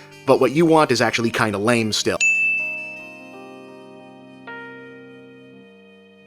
Especially since, in what would be deliciously dark irony if it didn't have such poisonous immediate effects, it ends up reinforcing a gender problem that's much more damaging and pervasive than the pink aisle, namely the deeply ingrained centuries-old traditions in myth, fiction, and legend that associate the classically masculine with strength and heroism, while the classically feminine represents evil and weakness. Don't look at me like you don't know what I'm talking about, folks. A lot of character tropes, cliches, formulas, and shorthands are coded male or female. It's not reflective of reality, especially now. It's not good, and it should definitely change, but it goes back really deep. Pandora's box, Adam, Eve, Apple, decades upon decades of male villains we know are villains because they affect effeminate and or gay mannerisms or visual signifiers. This isn't news. Bells should be ringing. In recent pop culture, you can see it pretty explicitly in the movie 300. Our hero and villain were both men, but we know Leonidas is the unquestioned good guy largely because he embodies positive traits that are visually and thematically coded as traditionally masculine. Leonidas is so macho, he's basically gelatin testosterone squeezed into a man-shaped sausage casing. But the bad guy, Xerxes, what was he like? Xerxes is preening and leering and mincing. He's syrupy and saccharine. He's into jewelry and finery and pageantry. He's touchy and feely, and from the looks of his private pleasure tent, he's,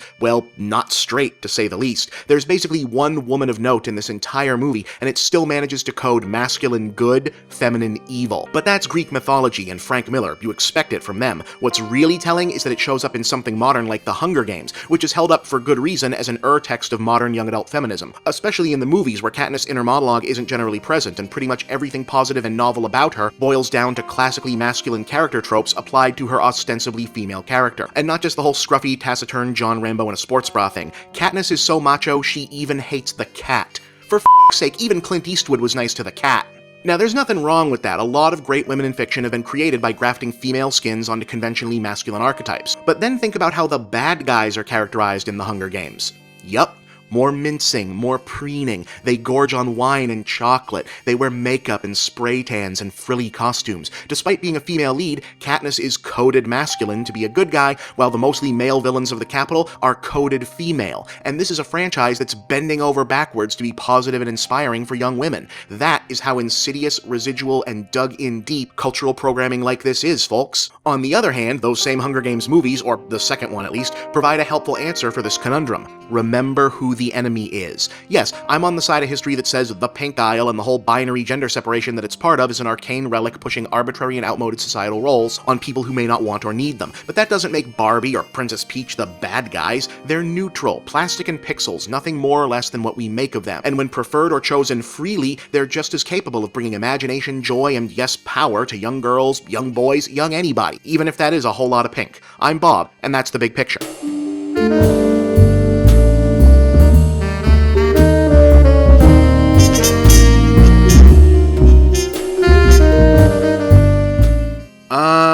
So Brian Griffin is dead, apparently. I'll be honest, guys, I totally forgot Family Guy was going to kill a regular character this past Sunday. I tuned in because I was ironically working on what will now be a different episode of this show and wanted something on in the background other than what was, at the time, kind of a depressing football game. It got better. So, yeah, for those who weren't privy, at the midpoint of an otherwise kinda mediocre episode, with maybe one funny joke about denim jackets, Brian got hit by a car and died. Like, straight up, deathbed scene, funeral, the whole thing. The family gets sad, but then they buy a new talking dog, an Italian stereotype named Vinny, voiced by one-time Sopranos mainstay Tony Sirico. Everyone in the family likes him right away except Stewie, who ironically had just finished destroying the time machine that would have allowed them to fix this problem, but he comes around after Vinny gives him a heart-to-heart about moving on, and that's really it. Brian stays dead, Vinny is the new dog, apparently. Alright, let's get right to it. This almost definitely has to be a joke, right? A scheme, a way to get the show talked about during the Thanksgiving week break so that when it comes back on December 8th, they can turn it into either a one-off or a recurring joke. The signs are all there. The episode itself isn't very funny or memorable, even by the standards of present-day Family Guy. From an animation standpoint, Vinny's design doesn't look like something they thought all the way through, and character-wise, there isn't much immediately apparent to be wrung out of his interactions with the other characters, especially Stewie. What makes this especially suspicious is that Vinny, with apologies to those involved if this turns out not to be a joke, seems like a pretty terrible one-joke character. Also worth raising an eyebrow over, this is happening in relative vicinity to the show's upcoming crossover with The Simpsons, the show that turned Dog with an Attitude into animation fandom shorthand for bad new character. And yes, I'm aware of that old and since walked back quote from Seth MacFarlane that he wants the audience to lose interest in the show so it can end already, but I don't buy that this is sabotage. This is the kind of stunt that generally makes a show's ratings go up once they change it, and then again when they change it back. On the other hand, let's say they were to simply start up the next episode with Brian back and everyone acting like nothing happened, followed by a fourth wall break or a meta cutaway, making fun of TV shows that pull crap like this for real, and or making fun of audiences who actually got legitimately upset about this on social media and then everything goes back to normal.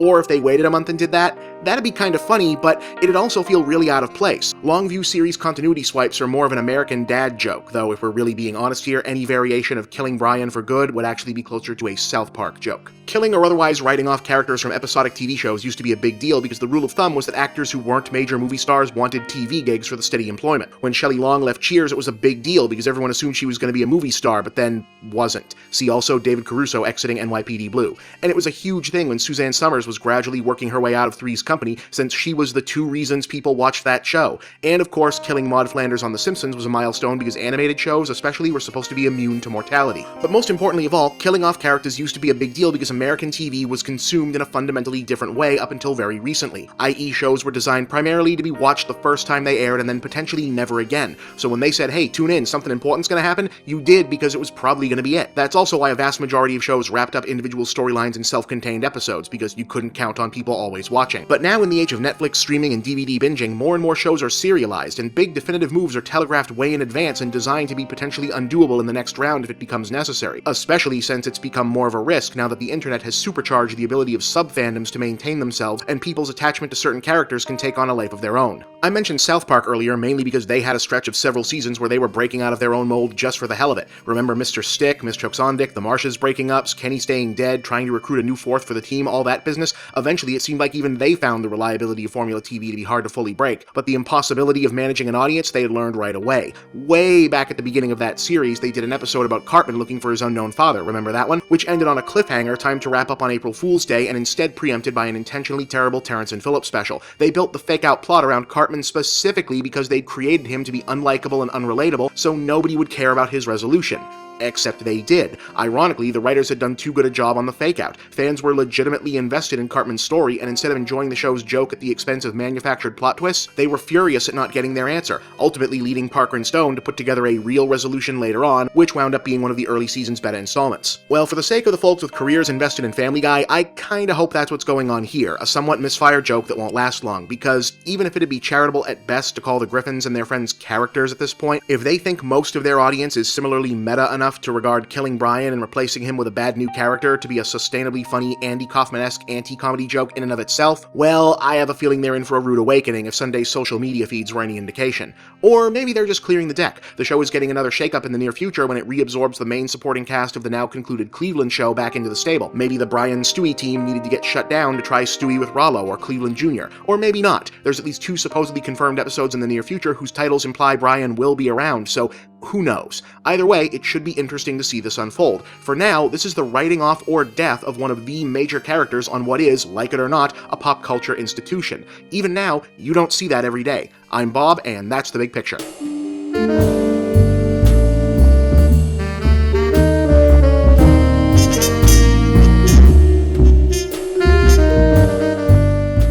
So there's a trailer now for The Amazing Spider-Man 2. It looks not good, mostly because it looks like Amazing Spider-Man 1, which was not good.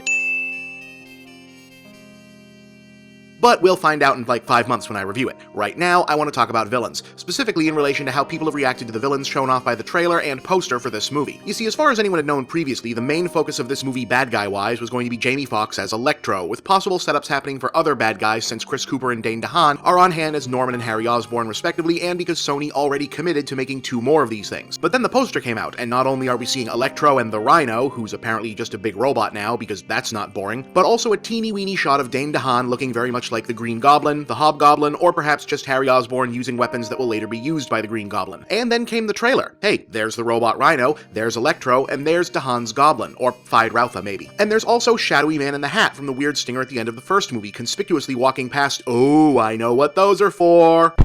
Don't even start. If it's in the trailer, it's not a spoiler, especially if it's a gratuitous, look at me, won't I make a great screen cap, shot like this. The point is, the marketing campaign for this movie has clearly stopped being about, hey, we made another Spider-Man, in favor of, look how many bad guys we have, and we'll probably set up 2 or 3 more for the next one. Sony's marketing department clearly wants you to be thinking bad guy palooza when you think of this franchise going forward and this movie in particular. In fact, they may or may not have booted the character of Mary Jane, originally set to be played by actress Shailene Woodley, to make room for more of this stuff. So why the change in emphasis? Well, because this whole genre now exists in the aftermath of the success of the Marvel Cinematic Universe and the Avengers. So if you're making superhero movies, the name of the game is telling audiences that you also have long-term universe-building multi-film arcs in the pipeline. That's why X-Men Days of Future Past hasn't even come out yet, and Bryan Singer is already teasing that the next movie is about Apocalypse. Or how the Man of Steel sequel is looking more and more like Justice League's prequel every day. As for Spider-Man, well, back to the trailer for a moment. Protect the world from what I know they're capable of.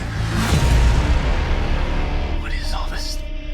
The future. 6 doors with numbers in what looked like the same laboratory as the Wings and Tentacles. 6 as in Sinister Six, the moniker generally assigned to villain teams opposed to Spider-Man. Sony apparently wants you to know, or at least think, that they're effectively doing the Avengers in reverse, building up a team of bad guys versus one good guy. That's interesting, even if I kinda hate the idea that all of these characters are just gonna get some guy's prefab villain gear instead of their own origin, but that's for another time.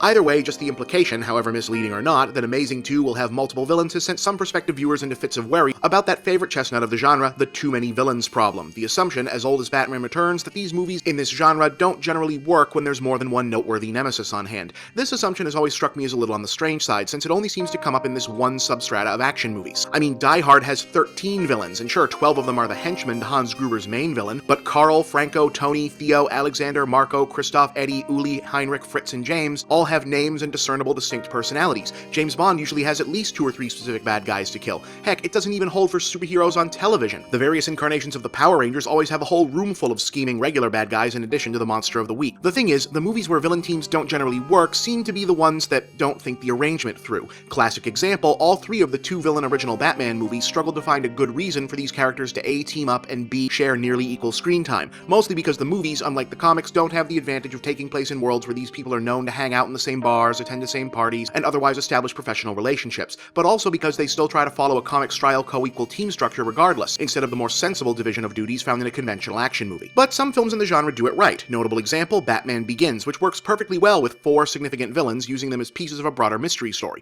Seriously, think back on that movie. At first, the villain appears to be Ken Watanabe as the Japanese Ra's al Ghul, but then he's out of the picture early and the focus turns to bad guy number 2, the top Gotham mobster Carmine Falcone. But then Falcone turns out to have been largely manipulated by the corrupt psychiatrist Dr. Crane, aka the Scarecrow, bad guy number 3. Finally, we get our actual villain when Liam Neeson's Henry Ducard turns out to have been the real Ra's al Ghul. And then the sequel made 3 main bad guys work, and made it work largely because Two-Face was an important part of the story, but not one that required a lot of screen time. And while I'm not overly enthusiastic about the movie so far, I never bought into the too many villains thing as a rule, and I can see how this one might work it out. All the shots from the trailer of Paul Giamatti in his Rhino armor look like part of the same action sequence. Maybe he only shows up at one point, just to establish that he exists for the next 2 movies. That'd leave plenty of room to do whatever it is they're doing with Electro, and have the Goblin show up to say, "See you guys in part 3, and I wouldn't be surprised if that business with the lab and the 6 doors isn't literally the last scene of the movie. Look, movies go wrong for all kinds of reasons, but there's no specific formula like numbers of antagonists that guarantees success or failure. If there was, everyone would use it. This movie doesn't look very good, but if it's not, it won't be because of how crowded the poster was.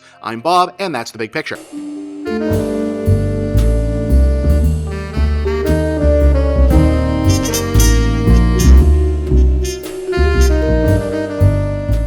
Well, following Forced Merriment season with MagFest was a great idea, in every respect save for my physical well-being. Bob is beat to hell, kids, no 2 ways about it. So let's dig back into the junk drawer and see what random morsels of insight can be discovered. So, who are these people who call the Wolf of Wall Street immoral because it doesn't bend over backwards to make the guy's life of boundless hedonism look gross and unpleasant enough? Folks, real talk. The dude roughs up his wife, abuses his employees, swindles his clients, and nearly gets himself and his family members killed due to his own recklessness multiple times. If you don't think just depicting that makes him suitably evil looking, it ain't Martin Scorsese who's a twisted sicko. It's you.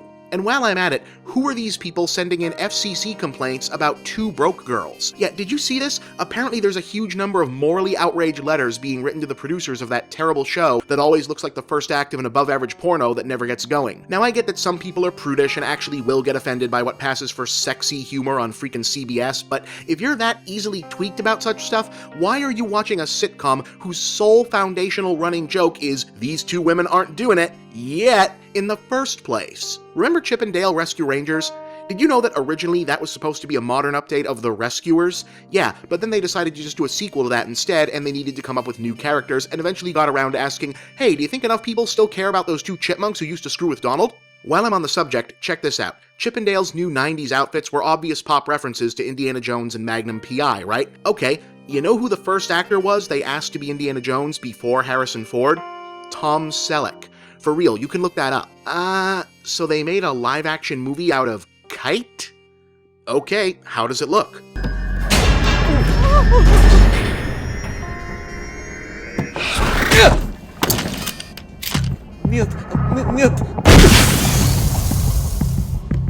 Take that to the immune.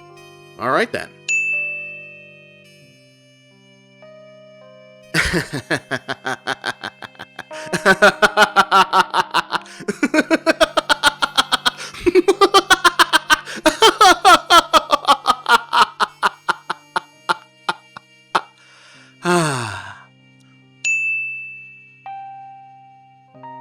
So Brian Griffin came back to life, huh? Or rather, the time stream was altered so that he'd never died in the first place. That happened.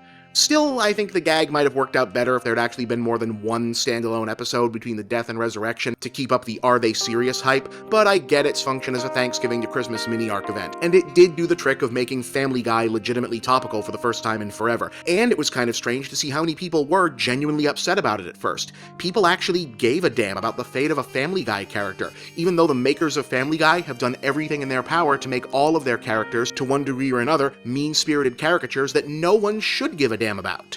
Oh, and hey, that means Brian will be around for the big crossover episode Simpsons Guy, which is apparently being set up to be the premiere of the next season. Dan Castellaneta, Julie Kavner, Yardley Smith, and Nancy Cartwright are all confirmed participants, but not Harry Shearer, which unfortunately would seem to rule out any appearances by Mr. Burns or Smithers. On the other hand, Hank Azaria is signed up, which at least means I might get to see Mo Sislak serve Brian Griffin a drink, and that would be pretty cool. Israeli actress and model Gal Gadot is Wonder Woman in Batman vs. Superman, aka the sequel to Man of Steel, aka Man of Steel 2, Sorry About Man of Steel 1.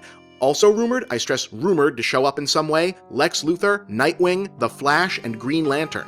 Probably the black one, because that's the easiest way to make everyone understand that this has nothing to do with that Ryan Reynolds abomination. Denzel Washington and Jason Momoa are both said to be sought by the studio, but no one knows who they want them to play. Also presumably on hand? Superman. Maybe. I mean, if they can fit him in the movie somewhere. Speaking of which, The Rock apparently took a meeting about a DC Comics movie, but he's not saying which one or in what context. You know what? I think he should be Lex Luthor. No, I'm not kidding. I think that would be a great idea, and not only because it would be attention-getting what the casting, the likes of which we haven't seen since Heath Ledger as Joker. Look, let me explain. Since we already saw all that LexCorp stuff in the first movie, it's pretty clear that we're getting a post-80s evil businessman Luthor, and not the much more interesting Golden Silver Age evil super scientist Luthor. Fine, whatever. Here's the thing. Business Lex's relationship with Superman has always been partly about jealousy and resentment. Evil methodology or not, Lex is a guy who feels his hard work, criminal or otherwise, in achieving what he has is the key to why he not only has power, but deserves to have power. And the appearance of a godlike being who's more powerful than Lex could ever hope to become simply by the fact of his existence bugs him on a fundamental level. Well, what if this Lex Luthor was, in addition to being a genius, also a jacked-up fitness nut, a guy who prides himself on being some kind of idealized pinnacle of human achievement, as strong as he is smart, and then all of a sudden strength is just one more thing about him that's no longer impressive next to Superman. That could be interesting, and give some context to Luthor eventually wanting to put on some version of that famous George Perez power armor, which, by the way, I'd bet money they end up doing regardless of who the actor turns out to be, because it's really the only way for Lex and Superman to punch each other, and thus far, this series seems to regard endless sequences of super punching as the only reason to make a Superman movie.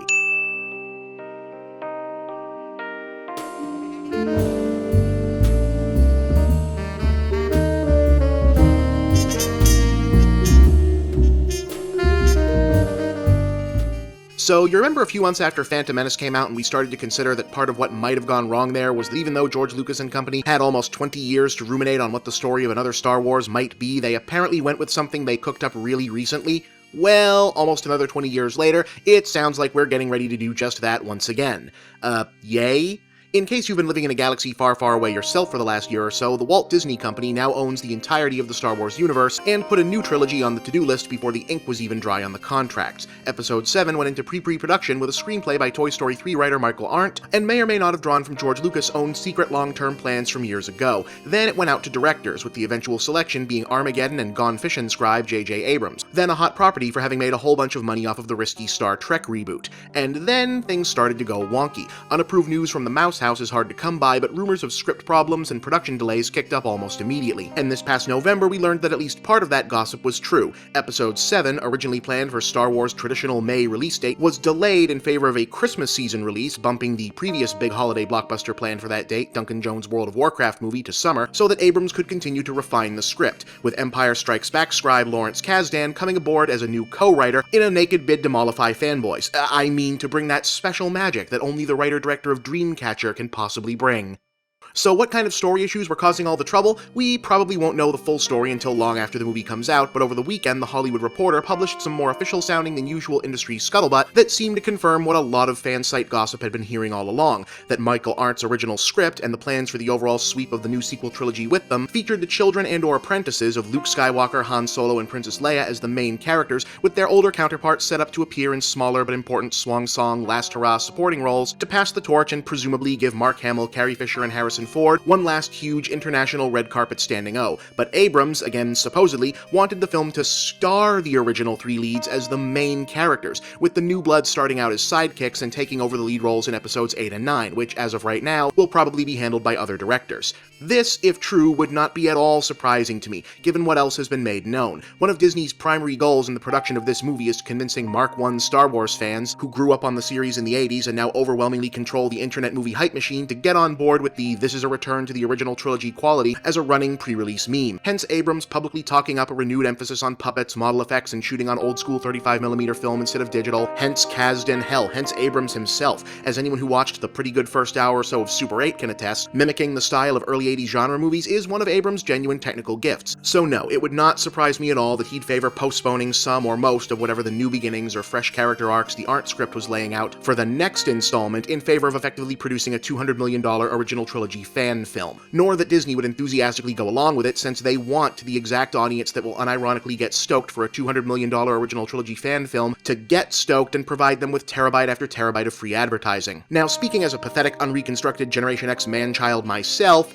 yeah, I get why that's appealing. Just like I get still wanting an original cast Ghostbusters 3 until I, think about it for a minute. Just like I got the appeal of other out-of-mothballs revivals like Blues Brothers 2000, Christmas Vacation 2, or Crystal Skull, until, I saw them. There's just not a great track record for these comebacks, folks. Tron Legacy is probably the best one, and I mostly liked that movie, but maybe it's the fact that this broke the same weekend that we're hearing about the WWE looking into the logistics of bringing Hulk Hogan and Rowdy Roddy Piper to WrestleMania 30 for one more Legacy match, a rather more literal version of aging entertainers who should be enjoying their retirements in dignity getting dragged back out to work, in these guys' case at the very real risk of serious physical injury, in the aim of profiting from giving a nostalgia charge to a generation that just can't accept real human performers aren't ageless and eternal like comic book characters. Oh hey, Peter Parker's gonna be Spider-Man again soon, by the way. But if this is legit, this feels like potentially pissing away the running time of an entire movie on something that should maybe just be a subplot or a scene in a movie. I mean, yes, absolutely, get those three back for their one last fandom standing O. Let Han fly the Falcon and save the day again. Let Leia blow some henchmen away. Have Luke waste a whole room full of guys like it was nothing and remind everyone that he's head Jedi in charge. Give them all iconic Remember Me pop-in cameos throughout the story, and then the big last showdown show-off in the inevitable action-packed finale,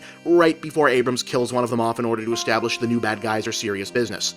Oh, just watch, they'll totally do that and it'll probably be Han, remember where you heard it first. But do you really want that to be the main thrust of a whole movie? Red, but with whoever's still kicking around from Star Wars, and meanwhile the actual fresh characters and new ideas for the future of the franchise are hanging around in the background, setting up stuff that they promise will go somewhere interesting in the next one? We're really gonna spend a whole movie on, hey guys, remember that time we were in those movies? Wasn't that awesome? We're gonna play it that safe, even though this movie being a hit is so much of a foregone conclusion that the premise could be that instead of killing him, Darth Sidious merely blasted Mace Windu to present-day Earth where he has to help a group of kids save an orphanage with lemonade stand profits, and it would still make billions worldwide on the name alone? I don't know, I'm still, against my better judgment, pretty damn optimistic about a new trilogy. I think it's a good idea. I think it's the best thing that could have happened to Star Wars given the circumstances. But this smacks of the worst kind of give the fans what they think they want pandering that seldom leads to anything truly worthwhile. I could be wrong. I hope I'm wrong. We'll see. I'm Bob, and that's the big picture.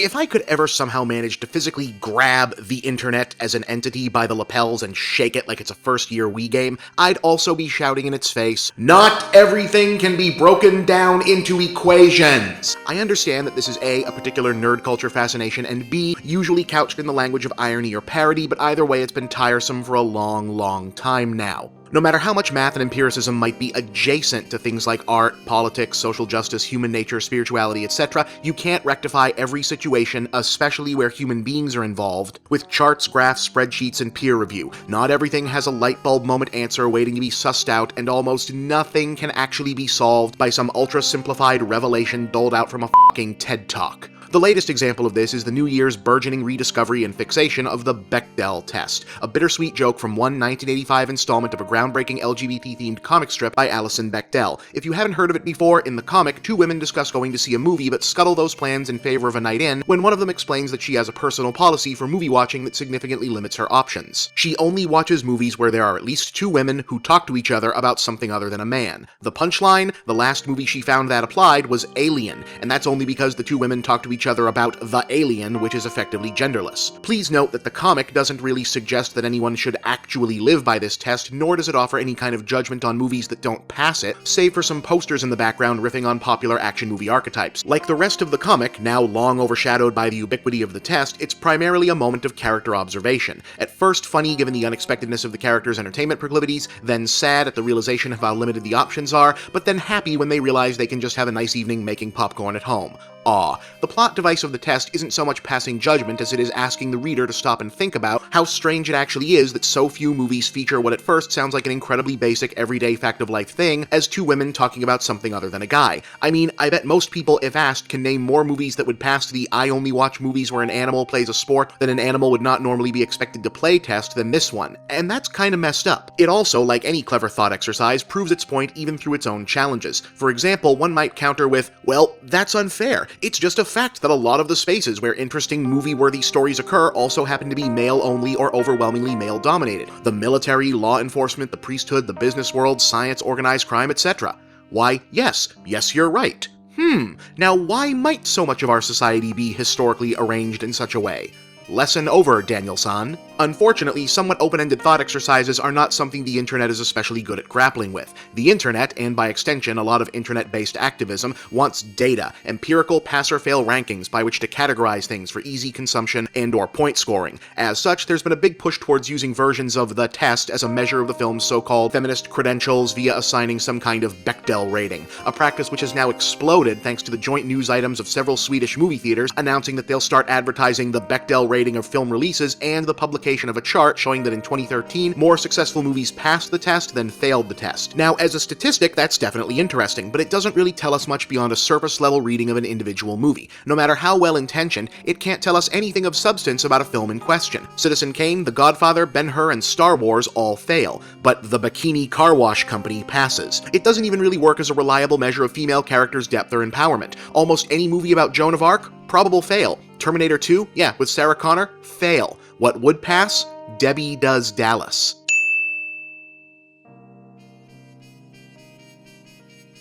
I mean, just look at that 2013 list. The pass roster includes Drek like The Butler, Smurfs 2, Man of Steel, and G.I. Joe Retaliation. Hell, it even includes the inane Safe Haven. Yeah, sure, when the suffragettes were doing their thing, the endgame of equality was always, definitely, without question, a Nicholas Sparks movie. Meanwhile, not only are there a lot of better movies on the fail list, there's also a concentration of some really strong, interesting, unique female characters. To fail these movies effectively means to fail, or even erase the impacts of Cloudy with a Chance of Meatballs 2's Science Whiz Sam, The Croods' full-figured action girl Eep, Insidious 2's badass granny ghost hunter Elise, and The Hobbit's Toriel. A character who was created explicitly to address the otherwise entirely male-centric nature of the material, even though it meant drawing the ire of hardcore Tolkien purists. And of course, it ignores Pacific Rim's groundbreaking heroine Mako Mori, whose awesomeness within the context of a movie that quote-unquote fails the test has inspired the push for a new, supposedly more useful and inclusive test. Amusingly, the requirements of the Mako Mori test, i.e. at least one female character who gets her own narrative arc that is not about supporting a man's story, also happens to be the requirements for simply writing good characters. How about that?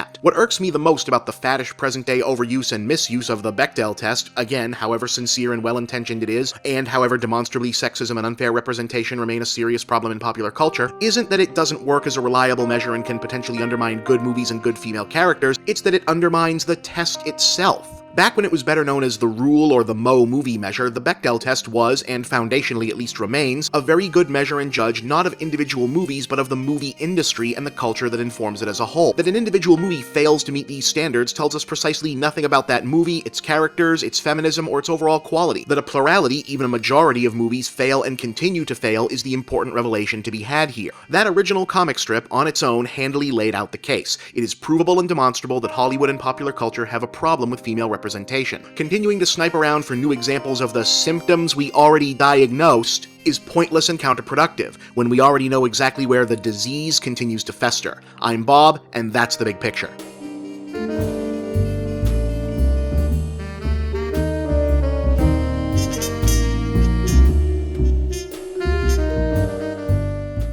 All the way into the 21st century, Satan, aka the Devil, is probably the single most prominent visual shorthand for evil incarnate on the planet. Though only native to a relative few world religions, the Devil's ubiquitous presence in popular culture, from movies to music to video games to cartoons to a whole bunch of stuff we'll talk about next week, means that damn near everybody could probably draw you a pretty spot-on version just from memory, probably only needing 2 crayons. But where does the Devil, as he or occasionally she is conceived in the worldwide pop culture stew, come from? Most folks would probably say the Bible, duh, and they'd be right, but also not.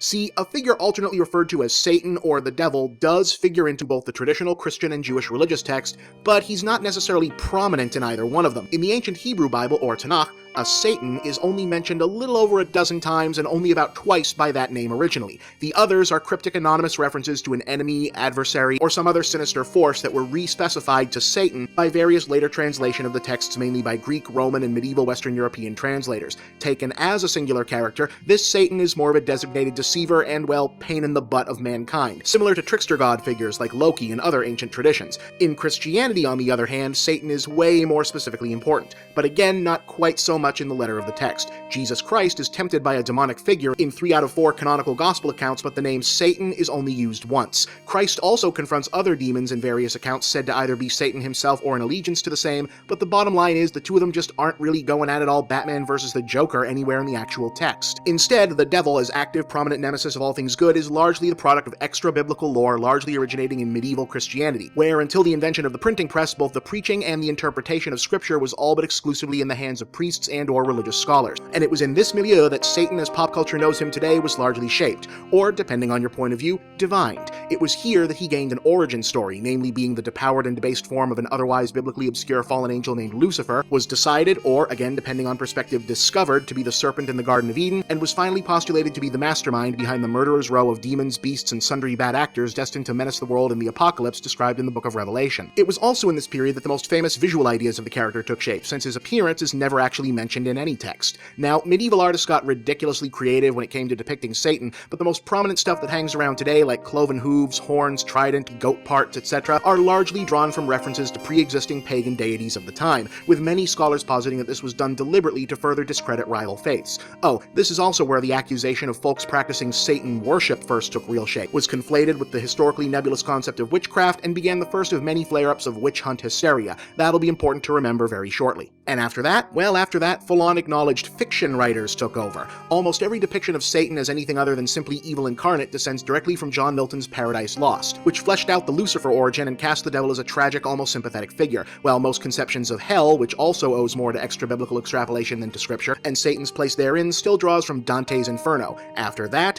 decades on into centuries of art, music, theater, literature, and yes, ongoing evolution of religious canon, refine and polish the collective idea of the devil. And then in the early 20th century, things got all shook up. You remember those witch hunts against supposed human followers of Satan I mentioned a moment ago? Well, throughout the years, various dissenting voices had questioned or outright alleged that such purges were actually the persecution of surviving adherents to pre-Christian pagan religions native to Western Europe. But since pre-Christian Europe wasn't exactly known for its record-keeping, this was always kind of difficult to prove. But in 1921, pioneering Egyptologist and anthropologist Margaret Murray published The Witch Cult in Western Europe, in which she theorized that the early church labeled devil worship was actually a once-thriving, unified, continent-wide pagan religion centered on the nature worship and a horned god, whose image the church appropriated and corrupted into the medieval Satan. Murray's work here was unprecedented in its thoroughness and collected a lot of once-thought unrelated dots, but her ultimate conclusions, to say nothing of some questionable methodology, are not well thought of by most modern scholarship on the subject, though it did directly inspire many later, more definitive explorations. But her impact on popular culture was immeasurable. The basics of her witch cult hypothesis were the inciting spark for a groundswell of New Age spiritual and philosophical movements that thrive today in the form of neo-pagan sects like Wicca.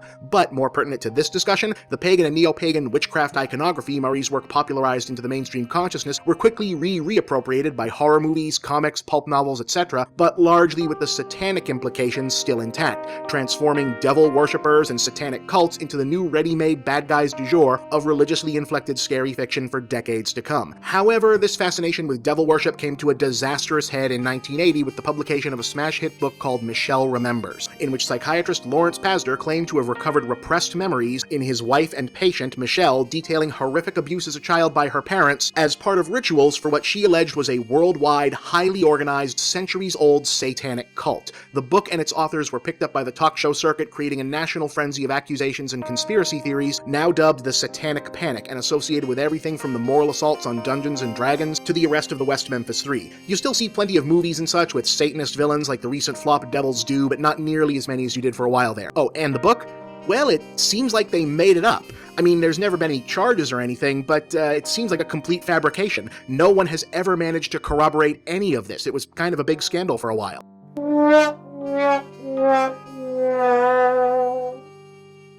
And yeah, that's about how far I can condense the origins of the devil in popular culture to under 6 minutes or so. Next week, we'll lighten things up a bit and see how pop culture, geeky pop culture in particular, has made use of this rich tapestry of influences and traditions.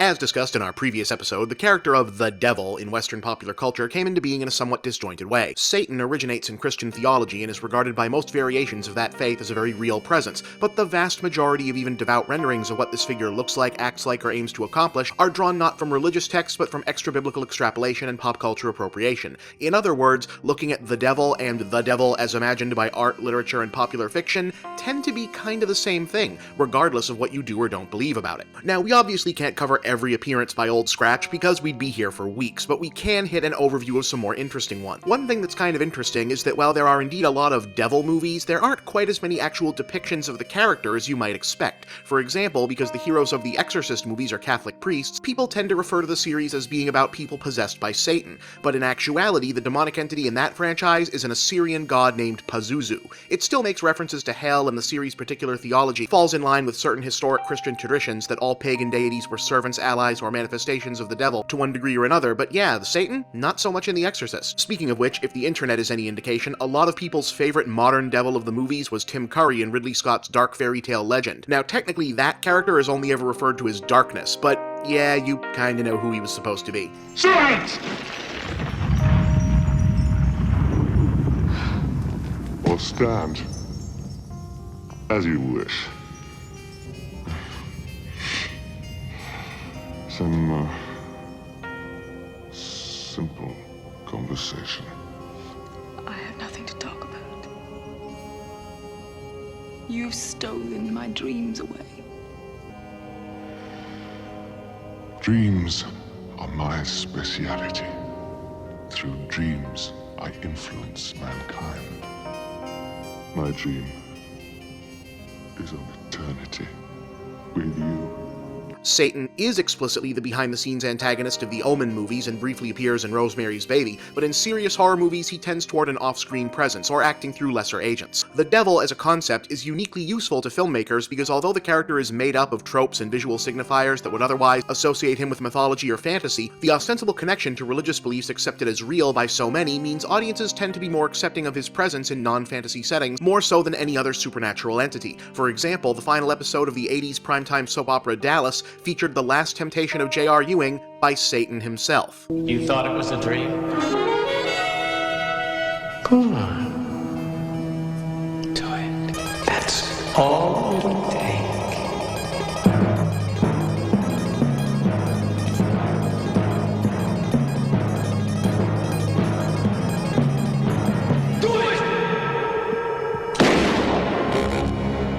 See? Yeah, I bet you weren't expecting a Dallas clip. That whole weirdly ironic catch-22, i.e. the devil being more okay to depict in various media than other demonic imagery because he's technically part of a major mainstream world religion, also means you see him show up in a truly shocking amount of children's fare, like cartoons. blood, death, the occult, those things tend to get you into trouble on kids' shows. But Satan? Apparently Satan is always A-OK. The Looney Tunes, Tom and Jerry, and MGM all feature devil appearances, usually in stories about the characters trying to get out of hell. This extends to the modern era. The Animaniacs battled Satan, and he was the main recurring antagonist of Cow and Chicken. Of course, to remember that, you'd have to remember Cow and Chicken. Interestingly, you didn't find as much of this in early Walt Disney canon. In fact, Disney under Walt was actually fairly indifferent to religious imagery for the most part, which is a bit surprising given the studio's otherwise fairly conservative image. A noteworthy exception was Pluto's Judgment Day, in which Mickey's dog goes to hell and finds it's full of cats. You're on trial today for the crimes that you've committed. We're gonna prove you're guilty. Just try and get acquitted.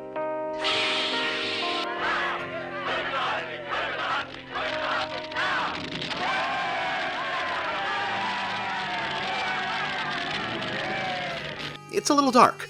Speaking of Disney, you know where the devil isn't? In Fantasia. The big guy in Night on Bald Mountain sequence is often identified as the Disney Devil, and even Walt is supposed to have mistakenly called him Satan on one occasion, but he's not. That's actually Chernabog, an otherwise obscure Slavic deity who figures prominently in theatrical productions of that musical piece. Other times, it's a little more subtle. The Smurfs Christmas special featured an evil wizard with fire powers who's heavily implied to be the devil himself, while the second Care Bears movie doubled down on the already eyebrow-raising religious imagery of the characters by introducing a new arch-nemesis named Darkheart, a shape-shifting cosmic entity with a red color scheme and a penchant for tempting people into evil deeds. One place in particular where the devil is everywhere but almost nowhere, though? Comic books. See, when the moral panic over EC Comics in the 50s gave rise to the ultra-restrictive Comics Code Authority, pretty much anything that might have been previously associated with horror comic subject matter went on the naughty list, including explicit references to zombies, vampires, the occult, and especially the devil. This relaxed a bit into the 70s, to the point where Marvel was actually publishing a book called The Son of Satan. But for a while, one of the main reasons the Marvel and DC universes are both so convoluted is they kept creating Satan analogs instead of just using the real unifying character. Marvel has guys like Chthon and Mephisto, while DC makes a regular player of Satan in all but name figures like Trigon and features the actual Satan in its mature audience's Vertigo books. On the other hand, my favorite devil is the one you least suspect. I'm smarter than the devil!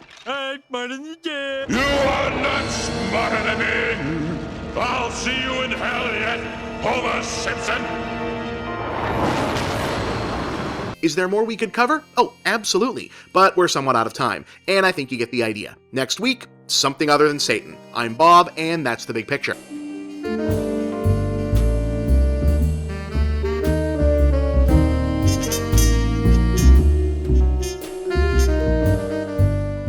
Paul Verhoeven's original 1987 RoboCop is my favorite movie ever. That doesn't mean I think it's the best movie ever, or that it's a perfect movie, or that you can't touch it, or anything else specific like that. It just happens to be my favorite. Part of that probably involves specific circumstance. I was 6 when it came out, and I didn't see it until I was at least 8. But I loved RoboCop right off the bat as a kid because, well, it was about robots, and cops, and explosions, and bigger robots. But also because it was about blood, and boobs, and swear words, and all kinds of other stuff I knew I wasn't supposed to be seeing. And there were action figures too, which was good because then you could recreate scenes from the movie once your parents realized it was rated R and wouldn't actually let you watch it again. RoboCop! Criminals, give up! Surprise, RoboCop! Meet your match! But what really cemented it for me is that unlike every single other goofy damn thing I loved as a kid, when I watched RoboCop again as what today passes for an adult, RoboCop actually got better. Yeah, the robots and the blood and the boobs are all still there, but it's also a good movie. In fact, it's a great movie, easily among the very best of the 1980s and one of the best action movies ever, and I'd argue one of the great all-time modern science fiction films, right up there with Blade Runner and Moon. And the reason for that is actually pretty simple. RoboCop is smart, not pretentious, not ponderous, not straining unnecessarily hard for greater depths or ladling on a bunch of heavy-handed symbolic narrative because it doesn't trust its own foundational building blocks. No, the whole thing just feels beat for beat, scene for scene, like they went over the whole damn script and every step of the way asked themselves, what's the smart decision we could make here? The film's premise is very simple. It's the near future in the once great city of Detroit, Michigan.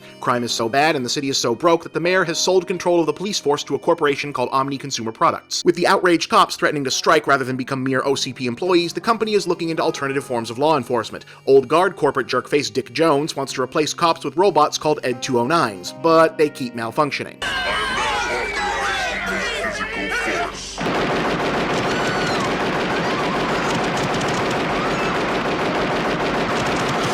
So instead, fresh young corporate jerkface Bob Morton gets the go-ahead for his replacement cop project, which involves using cyborgs with human brains. And not long after reassigning the city's most reliable officers to its most hopelessly crime-blighted areas, wouldn't you know it, they wind up with a perfect candidate when a do-gooder super cop named Alex Murphy gets blown to pieces by the drug kingpin and gang leader Clarence Boddicker.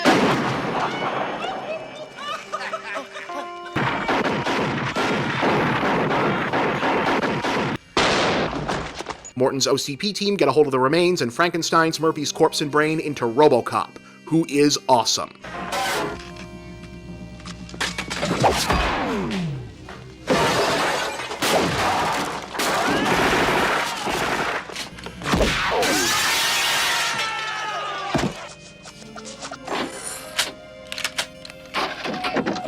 Like, if the whole rest of the movie was just that, we'd be fine, right? But instead, things start to unravel. RoboCop recovers some of his human memories and sets out to solve his own murder. But when he moves to take down Boddicker... I work for Dick Jones! Dick Jones! He's the number 2 guy at OCP! And then he goes to take down Dick Jones...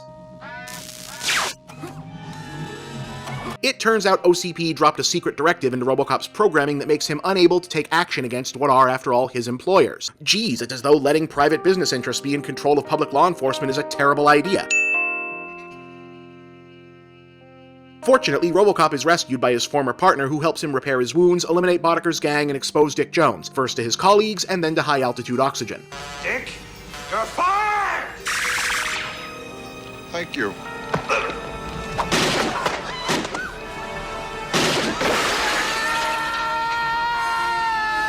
Oh, and they also get to douse one of the bad guys in toxic waste, so he turns into melty goo and then gets liquefied by a car crash. Oh, this movie is so awesome.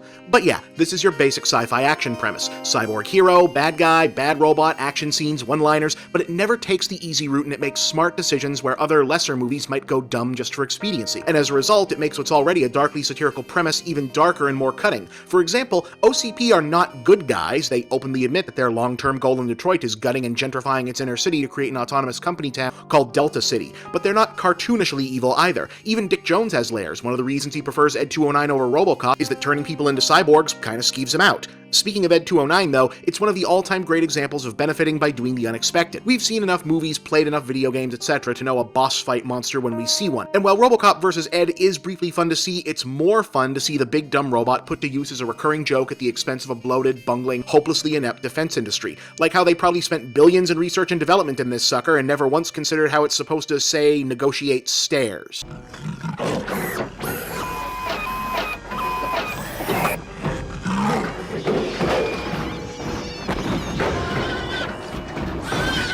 But the main overriding smart thing about this movie, focus. Like I said, OCP aren't the bad guys, but they are bad guys. And when the movie opens, they've already taken over the police and are well on the way to creating Delta City. And when it ends, that's still the case. RoboCop stops Boddicker's immediate crime wave and the one genuinely evil executive, but OCP isn't going anywhere. It's not even brought up as a possibility. Now that's good for story purposes, because instead of getting bogged down in some big speechifying symbolic fight the power narrative, the film can stay grounded in the personal human story of Murphy reclaiming his lost humanity. But it helps invest the film's ever-present notes of 80s political and pop culture satire. I'd buy that for $1.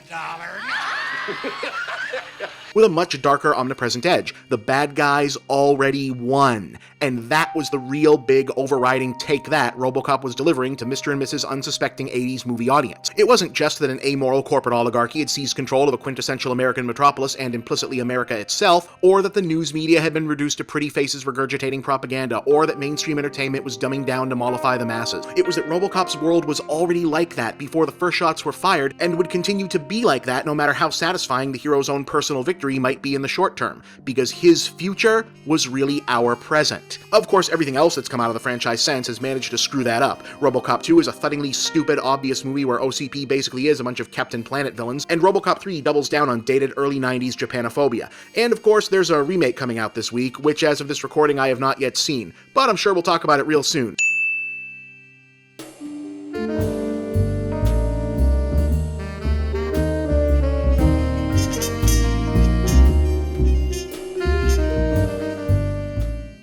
So, did you see the remake of RoboCop this weekend? Well, if the box office totals are anything to go by, you probably did not. I'd like to think that the bottomed-out ticket sales are the result of the movie sucking, and the audience realizing that, but it's more likely a case that the movie never looked all that good to begin with, and RoboCop's brand name just doesn't have the cachet that it used to. Which isn't all that surprising, given that without exaggeration, everything related to RoboCop since the first movie, other than that pretty awesome arcade game, well, has been kinda terrible. But for a moment there, back in the 80s and a bit of the 90s, RoboCop was everywhere. Not so much in the official product, but in influence. The original movie was so popular, it quickly became one of the most ripped-off movies ever. Some of that was the title. It was pretty easy to just stick the word Robo in front of another word and tell audiences, hey, this is going to be kind of similar to RoboCop. But also, the basic look of one humanoid robot killing bad guys was pretty affordable to replicate. You gotta spend some money to rip off something like Star Wars, but RoboCop, one guy in a robot costume, and it's kinda okay if you can tell it's a costume, that's not too expensive, really. A lot of these knockoffs originated in Japan, Hong Kong, and the South Pacific, which isn't really surprising given that RoboCop looks visually very similar to characters from Toei's Metal Heroes tokusatsu series from Japan that have always been popular throughout that region. In fact, one of the earliest examples of that genre was Robotokaichi, or Robot Detective, in the 1970s, and the designers of RoboCop's suit specifically cited 1982's Space Sheriff Gavan as a major influence. Earned that favor with Mobile Cop Japan, which was your basic Metal Hero show but made to visually reference RoboCop as much as possible.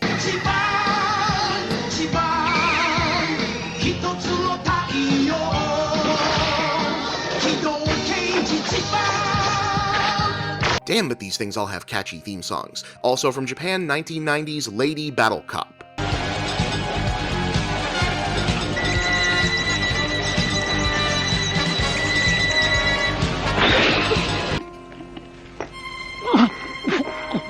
Yep, that's a lady battle cop, alright. Meanwhile, Hong Kong, which actually wasn't big on sci-fi in the 80s for a number of reasons, borrowed the shiny robot with human face look for the bizarre action romance buddy comedy I Love Maria, which was for obvious reasons retitled RoboForce elsewhere in the world. In this one, a crook who gets kicked out of his gang for being too nice teams up with a cop who got kicked out of being a cop for being too nice. And they find a sexy robot girl who's actually a robot duplicate of the gang leader's girlfriend that they reprogram to be good and fight the gang's other bigger robot.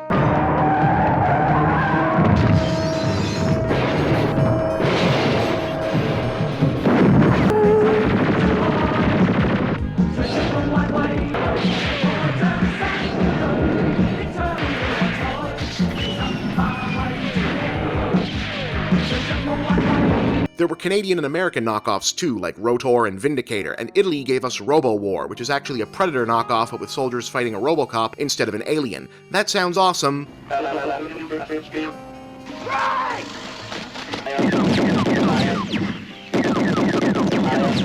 but it's not. The most notorious, though, is probably still Robo Vampire, which despite the title is sort of actually about a robot who fights vampires rather than a robot who is also a vampire itself, but you get the idea. Production is credited to the infamous Hong Kong auteur Godfrey Ho, best known for those bizarre 80s ninja movies the internet rediscovered a few years back. In this one, a Hong Kong drug cartel has hired a Taoist priest to make them a team of vampires to act as hired muscle. The novelty here is that these guys are Zhengxi, or traditional Chinese vampires, who have stiffened joints, wear dynastic burial robes, and jump from place to place rather than walking. Remember Pianpi from Super Mario Land? Yeah, that's what he was supposed to be. Zhengxi are an important element of traditional folklore throughout much of China, but to be honest, they've always ended up looking kind of silly in live-action movies.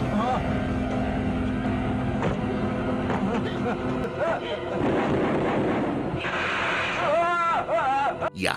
They've also got a vampire beast, which is basically a Zhengxi with a gorilla head and a weird subplot about the priest being harassed by a female ghost who claims to be the beast's former girlfriend. This movie is weird. Peter, I'll still love you forever. Anyway, a soldier they send to fight the vampires gets killed, and they rather nonchalantly decide to turn his body into a cyborg, which, you know what, I'm just gonna let you watch. So how's Tom? It was a fatal wound. He's dead. Since Tom's dead, I want to make use of his body to create an android-like robot, Mr. Glenn. I would appreciate your approving my application. Are you assured of success? Mm-hmm.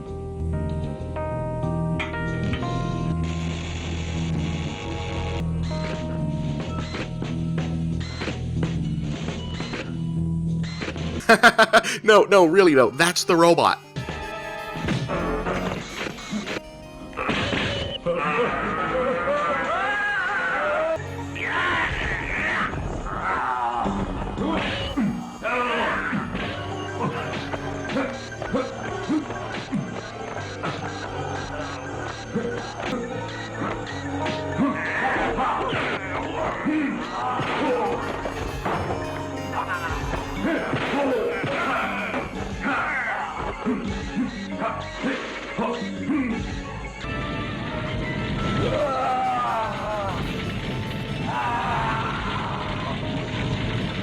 Ah, good times. I'm Bob, and that's The Big Picture.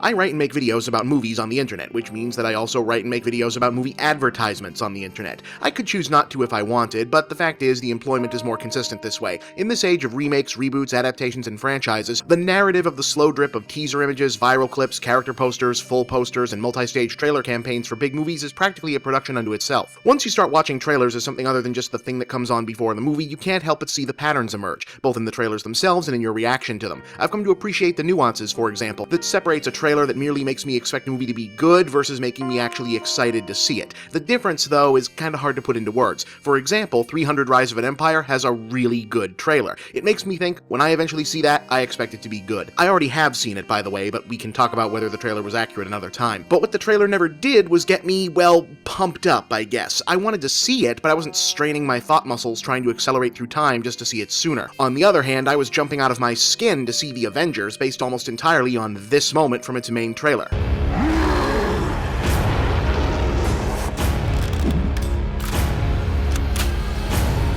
Yup, that's a trailer moment that takes me from that looks good to pumped up. That's not to say that I've never been fooled by a trailer though, since I got that exact same pumped up feeling from this. In time, you will help them accomplish wonders.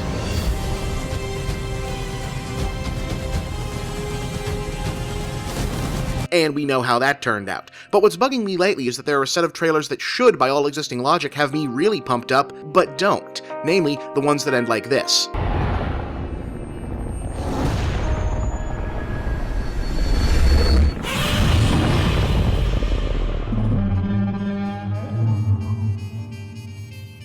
I mean, holy sh**, Godzilla! I love Godzilla! I mean, like, I really love Godzilla. The list of movie stuff that generally overrides my logic circuits is actually pretty damn extensive. Dinosaurs, ninjas, monkeys, Cronenbergian body horror, astronauts, superheroes, hard-boiled detectives, adventure quests, barbarian chicks, dogs, cowboys, beltway political skullduggery, cooler dogs, sapphic romance, abstract existential meditations on the nature of human existence, Ghostbusters, less cool dogs. But nothing works on me like Godzilla. Godzilla movies are one of the only things I like that I've liked for so long I don't actually remember when I started liking it, and I can remember as far back as learning to walk. I was on Team Godzilla before I was on Team Kermit, Team Kirk, Team Jedi, Team Indy, Team Spidey, Team Agnosticism, and even Team Heterosexuality. I like the original Gojira. I like the recut King of the Monsters. I like the joyful pop art anti-hero Showa-era Godzilla, except maybe Godzilla's Revenge. I like the slicker, edgier Heisei-era Godzilla. I like the gritty Millennium Godzilla. I like those two weird Mechagodzilla movies. I like GMK and I like Final Wars. I like when he did guest appearances in Zone Fighter. I like Mothra and Rodan and King Ghidorah and the Smog Monster and Gigan and Megalon and Anguirus and Ebra and Titanosaurus and Mechagodzilla and King Caesar and Space Godzilla and Biollante and Batra. I like the Son of Godzilla, both of them. Hell, I don't even hate Godzuki all that much. The only thing I am an easier lay for than Godzilla is, well, actual sex of any kind. So why is my reaction to this just, hey, that looks pretty good, instead of, oh my f***ing god, it's Godzilla! It would be one thing if the movie looked bad, but this looks good. So why isn't it working for me like it ought to? That troubles me. Maybe it's an issue of this sort of thing peaking for me. Like, maybe getting stuff like Avengers and Pacific Rim up on the big screen was the kind of I'd never thought I'd see that wave cresting for now. Once upon a time, the idea of anybody making a big-budget Hollywood version of Godzilla that actually had Godzilla in it felt kind of impossible. Now, somebody's making a movie out of Ant-Man. Not only is the new Godzilla almost obligatory, there isn't much stake in it. These days, when one of these things doesn't work, they just wait 5 years and try again. Or maybe it's a tone thing. The trailer is good, but it's also really self-serious and portentous and grim, and while those things aren't bad in and of themselves, I'm sick to freaking death of the fad of applying them to material they have no business being applied to. I mean, we as a species and a culture just got done having an actual conversation about whether a movie about Superman was too grim, depressing, and scary for small children.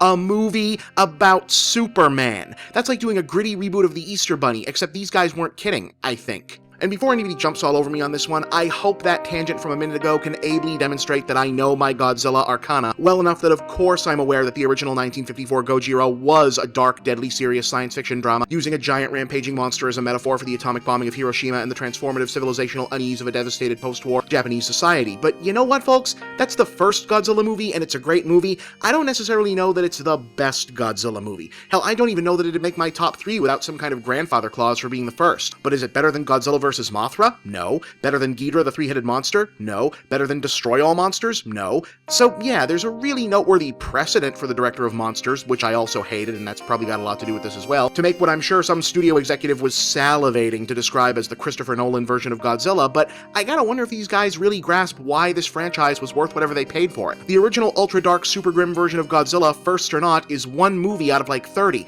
and the outlier of the series at that. Real talk now, if not for this Godzilla would very likely be a minor footnote in the history of Japanese cinema. So maybe that's it. Maybe I'm still so burned out on grimdark genre reboots that this merely looks good instead of oh my god like I'd expect it to. I don't know if I have a point here beyond contemplative venting. These are the things that you grapple with when something you love is also your job. I think this movie is gonna be good. I hope I really like it. Just kinda weirds me out that I'm not more on board when I feel like I really should be.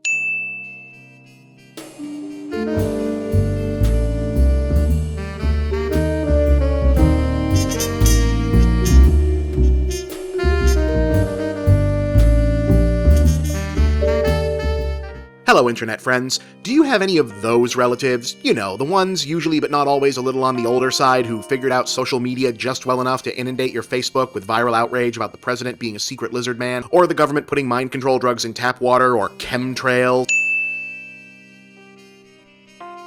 or how having to push a specific button on the phone for English, or really how any sign whatsoever that the cultural makeup of civilization has continued to evolve is exactly like Germany invading Poland? Well, if you do, chances are you've already been introduced, with the accompaniment of some very uncomfortable language and lots of extraneous exclamation points, to the for some reason controversial trailer for Annie, a new movie version of a popular 1977 Broadway musical already filmed twice before. The big deal, supposedly, is that the main 2014 update to the story is a predominantly black cast, including Jamie Foxx and Beast of the Southern Wild's Kavanzahane Wallace. So basically, this is the Heimdall moment for that one aunt and uncle you never see who know the outside world only as reported to them by cable news shows. I imagine this movie will be okay. There's a lot of talented people involved, and frankly, the 1982 movie version, that I think is the way most modern audiences know the material, is really not all that good. Where I'm at is, forget whether or not Annie is appropriately white. What I want to know is, will it be appropriately weird? See, Annie is a franchise. She's been around for over 90 years, and she's always been really freaking weird. You see, today the musical is what most of the world is most familiar with, but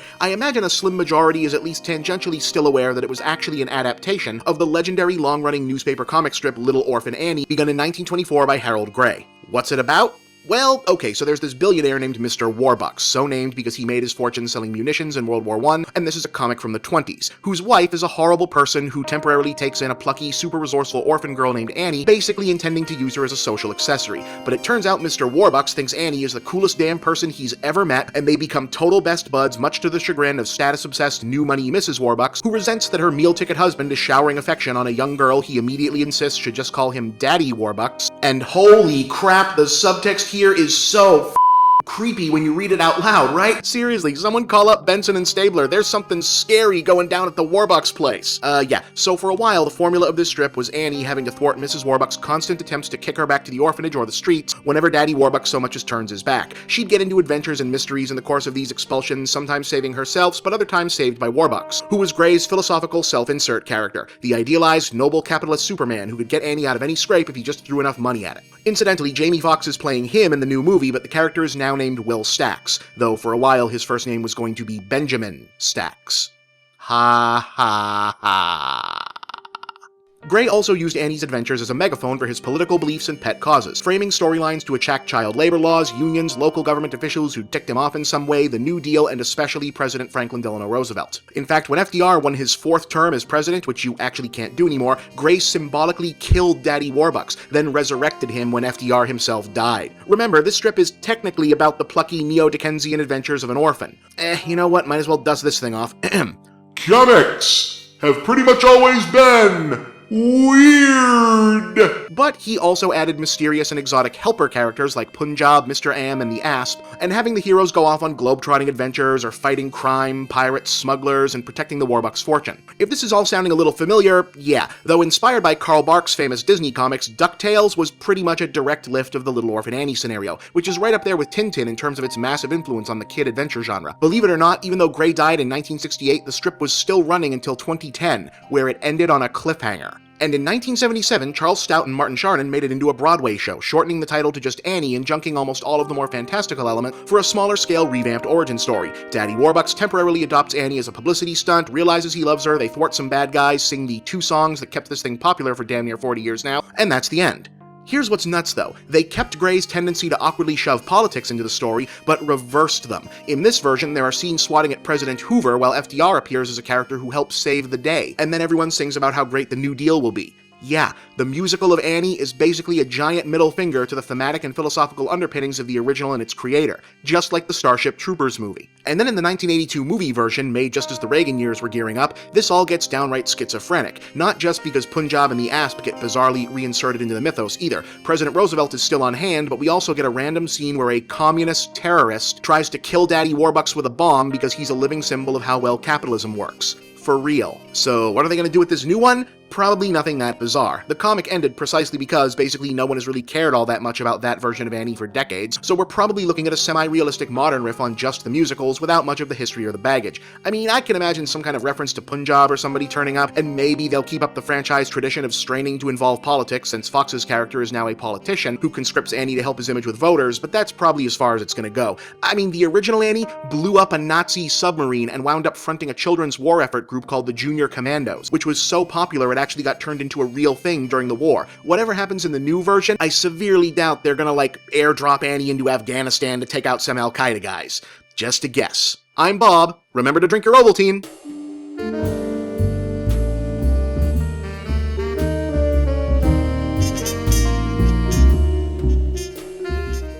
So, the first official next-gen Assassin's Creed is set, at least partially, maybe, during the French Revolution. Cool, I wonder if Robespierre aligns Templar or Assassin. Hell, I wonder if you'll be doing missions to get people out of the guillotine or bring them to it.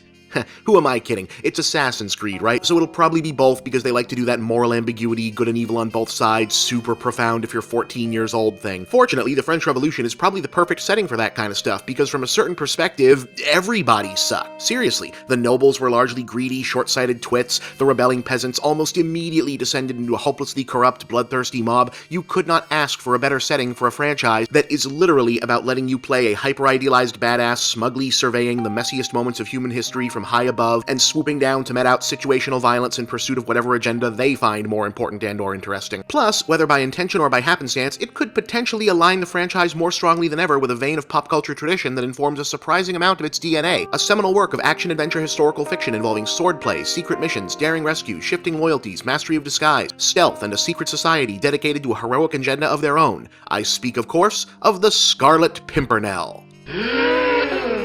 Yeah, okay, so pop culture has kinda memory-holed this guy a little bit in recent decades, despite once having been adapted into dozens of movies, TV shows, spin-offs, even cartoon parodies.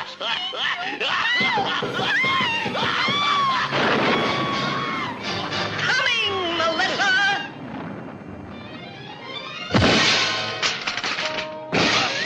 Scarlet Pimpernel. Conga! Repulse! Capriolet! You ain't got a chance. I'm the hero of this picture, and you know what happens to the villain. Which is a shame because he's pretty influential, or maybe that's part of the problem, like how so many things ripped off John Carter that by the time they went and made John Carter as a movie, it was kinda like, what's the point? I mean, look at this setup. Best known from the original 1905 historical adventure novel, which was in turn an adaptation of a play, the hero is one Sir Percy Blakeney, a wealthy English baronet living it up in 1790 social scene. While he plays the part of a dull-witted foppish dandy in public, in reality, Sir Percy is a cunning and ruthless vigilante hero, known only as the Scarlet Pimpernel after the flower design of his calling card. An accomplished swordsman and master of disguise, he and his network of covert associates, known somewhat anticlimactically as the League of the Scarlet Pimpernel, have as their primary mission the rescue of wrongly accused fellow aristocrats in France from execution by guillotine during the Reign of Terror. Huh. Badass vigilante, you say? Master of disguise, you say? Secret identity, you say? Pretends to be a clueless rich jerk, you say? Signature symbol, you say? Yeah, he's a lot like Batman, and the Shadow, and the Phantom, and Zorro, except the Pimpernel predates all of them. And while there are elements of folkloric and literary figures like Robin Hood, the Count of Monte Cristo, and even Spring-Heeled Jack in his Inception, Sir Percival Blakeney is the first place all these specific pieces were grouped together into one character, making him the progenitor of an entire strata of fictional protagonists, the first superhero. Oh, and the author of this character? Baroness Emma Orczy. Yeah, a woman invented superheroes. How about that, huh? She didn't necessarily invent their formula, though, at least not as we know it today. The original novel is actually a bit closer in structure to Mr. and Mrs. Smith. The story is told from the perspective of Blakeney's French-born wife Marguerite, who starts out as ignorant as everyone else of her husband's true nature, owing to a misunderstanding over an executed French noble that has created a breakdown in trust between the two of them. When she discovers that Percy is the Scarlet Pimpernel and that he may be heading into a trap, she goes into action to assist him. Eventually, the day and their marriage is saved. Baroness Orczy was a neophyte author, but the book and play were such enormous successes that they spawned sequels, spin-offs, and adaptations well up into the recent past. There's been over a dozen movies, the most well-regarded of which was made in 1934 with Leslie Howard as Sir Percy and the enigmatic Merle Oberon as Marguerite. More recently, there was a pair of BBC miniseries. And now, in 2014, Assassin's Creed, which owes more than a little of its Secret Society of Justice Seekers concept to the League of the Scarlet Pimpernel, looks to be retracing some of that same ground. Everything old is new again. I'm Bob, and that's the big picture.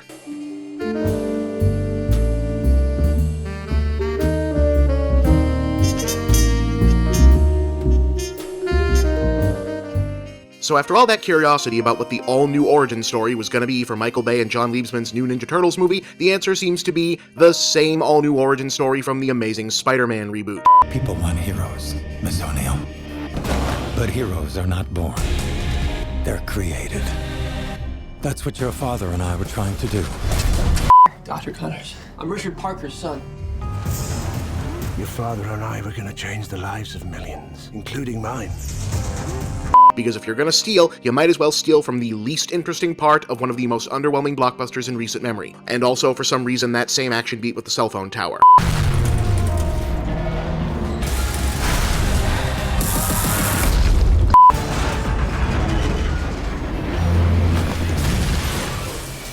Cowabunga? Now look, there was a lot wrong with Amazing Spider-Man, but the junky new origin story was a big part of it, especially because it did that same thing the Ultimate Comics always tried to do, where they shrunk down the universe so everything relates back to one or two sources. So now instead of a whole universe of possibilities, everything just goes back to Oscorp and Richard Parker's stupid spider research. Apart from being boring, it actually undermines Spider-Man as a character. Having all these bad guys from dozens of different backgrounds and power sources helped reinforce the idea that even if he's got cool spider powers, the original Peter Parker was still just one guy in a huge scary world. Likewise, I can't see how basically the same new origin doesn't similarly undermine the Turtles. Being the result of an accident, dropped into a life they didn't ask for, inheriting an arch-nemesis whose initial beef was actually with Splinter, constantly getting swept up into other people's conflicts with aliens or Rat Kings or whatever, that was a big part of reinforcing that they were actively seeking identity and direction of their own. That's the teenage part in Teenage Mutant Ninja Turtles. But now, they and April and this white guy who's going to be the new Shredder for some reason, and TCRI and whatever else, it's all just going to happen to be connected, as though all of this has been prearranged by some kind of destiny? Well, of course it is, because heroic destiny is the lazy modern screenplay's best friend and thus Hollywood's favorite overused trope of all. See, modern Hollywood loves destiny as a storytelling crutch because a few decades back, eggheads started to write think pieces about how Star Wars was a success because it adhered to the universal structure of Joseph Campbell's hero's journey and monomyth theory. And since the recurring myths that Campbell focused on often featured chosen or destined heroes, that aspect of his actually much more complex theory became something hack screenwriters and the producers who love them fixated on, which is ironic since that's not actually what Star Wars was ever about, but that's a story for another day. Because while in actual mythology, destiny is something heroes wrestle with and struggle to define, to Hollywood, it's just a way to cut corners on character, motivation, and plot. A modern secular version of having because God says so as the driving force of an entire story. No need to think up a personality-based or situation-driven reason for your hero to go on a quest or fight a particular villain, it's their destiny to do it. Done. Wasn't that easy? A regular guy making do in the wrong place at the wrong time? Nah, that's too much work to set up. And then how are you going to validate an audience's universal projected fantasy of being the most special, perfect snowflake in the whole wide world just because? And they've been shoveling this slop for so long, you no longer even need to say the word destiny anymore. Nobody ever really says it in Spider-Man, and I doubt they will in Turtles, but they don't need to. It's implied by the otherwise improbable cluster of coincidental relationships and the red flag presence of absent daddy figures leaving unfinished business because family and legacy and ties and other pseudo-spiritual gobbledygook. Funny thing though, the evidence that destiny has stopped working as any kind of reliable story device in Hollywood movies is clearly demonstrated by the preponderance of good recent movies that outright rejected it. Consider most prominently The Avengers. Tony Stark isn't destined to be Iron Man, he builds it himself. Steve Rogers auditioned to become Captain America. The Hulk got his powers by accident. Thor thought he had a heroic destiny, but he screwed up and had to earn all of his powers back. Hawkeye and Black Widow are just S.H.I.E.L.D. agents, they're getting paid to be here. On the other hand, check out the nonsensical hash Man of Steel made of the Superman story, which should be impossible to up by trying to turn him into the chosen one for no good reason, apparently deciding that the Moses and or Jesus parables weren't blatant enough as it is. Hell, this even comes up in the new Star Trek. Instead of having to come together as a unit through chance and building relationships through camaraderie and experience like actual interesting fully dimensional characters would, Kirk and Spock and Uhura and Chekhov and all the rest are all teamed up because elderly time-traveling future Spock, who now functions as some kind of fortune-telling wizard, tells them that's how it's supposed to be. Destiny. Now, that's not to say that Destiny can never make for a compelling story. In fact, it happens all the time. You remember Kung Fu Hustle? That was a fun movie, and it used destiny in a fun and poignant way. The main character was a guy who wanted to be this badass master criminal, but he kept failing at it. Eventually, it's revealed that he was informed that he had a heroic destiny as a kid, but because it didn't come into play exactly how he wanted it to, he's been trying to reject it, and that's why he sucks at being evil. Now, this actually works there because partially it's a distinctly Buddhist philosophical take on karmic destiny, but also because it's built into the narrative and the original characters from the ground up by writer-director-star Stephen Chow. It doesn't work when applied to Spider-Man or Captain Kirk or the Turtles, largely because a destiny narrative is being forced onto characters whose original conception not only didn't employ destiny, they were built around the opposite philosophy. Spider-Man and the Turtles are characters who acquired powers by accident, and in the spirit of a largely Western worldview where individual choice is usually the center of heroic narrative, must grapple with what to do with it. This stuff is built into the basic makeup of these characters at the conception phase, and if you mess with it too much, you start breaking the mechanism that made them work in the first place. But Hollywood keeps doing this for no better reason than laziness and lack of imagination. I mean, I know I sound like a broken record here, but look at this stuff. Spider-Man, Superman, Star Trek, now the Turtles. How many more perfectly good stories is this cheap, lazy gimmick going to wreck? Oh, and hey, if April's dad and White Shredder were the fathers of the Turtles now, you realize that means there's like a 90% chance April's presumably missing dad turns out to be Splinter, right? So yeah, Destiny, usually stupid, almost never works, sick of seeing it trotted out, blah. But you know what's weird though? I can name one recent movie series that actually almost got this 100% right. Can you guess which one? Nope, good guess though, but remember, the gimmick in The Matrix was that it's actually all science and computers, so we're talking about statistical probability, not actual prophecies and fate. The movie series I'm talking about? The Star Wars prequels, and I'll explain how that works next time.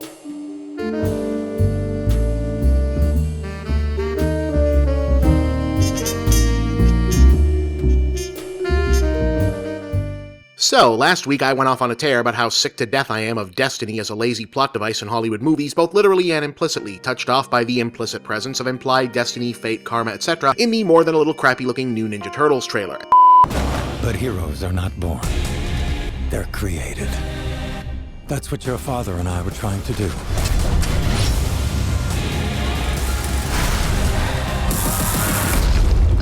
Create heroes. No, whoa, chill. It's just a mask. See? Don't freak out. Right?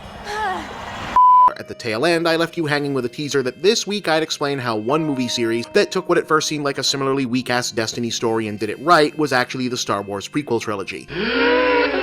And yeah, I know. Look, just to be clear, I'm not here to tell you the prequels are good movies. They aren't. I think they're underrated in some respects, but they aren't good. At best, the first and third one are decent-ish action movies, but Attack of the Clones is a genuinely awful film, and none of them amount to much. See, I'm not here to dredge up the ancient argument over whether episodes 1 through 3 work as films. That's pretty much done. I'm here to talk about their implicit overarching theme, and while clumsily executed to a truly baffling degree, said overarching theme is actually kind of interesting, inasmuch as it functions as a theoretically interesting deconstruction of the heroic destiny narrative device, a narrative device that Hollywood lazily leans on for a lot of modern blockbusters, and is a habit that many attribute to Star Wars, even though that's never actually what Star Wars was about, but we'll come back to that. So, what is the big, broader narrative arc of the prequels, particularly as it relates to our more or less central character Anakin Skywalker? Well, apparently the Jedi have one of these big, dumb prophecies of their very own, that there's a chosen one who's gonna bring balance to the Force and yada yada stupid bullshit. And all of this is taken very seriously, even though the Jedi Council sucks so bad at their job that none of them can figure out that the guy who's walking around acting like a Sith Lord and directly benefiting from every bad thing that happens, which he always has an obvious tangible connection to, is in fact a Sith Lord. So in Phantom Menace, Qui-Gon Jinn, who is also so consistently wrong about everything that I was genuinely shocked that he didn't turn out to be Darth Sidious' apprentice this whole time, buys into this big dumb prophecy so much that he decides Anakin must be the chosen one, pretty much because his backstory just sounds too damn Jesus-y for him not to be important. You refer to the prophecy of the one who will bring balance to the Force.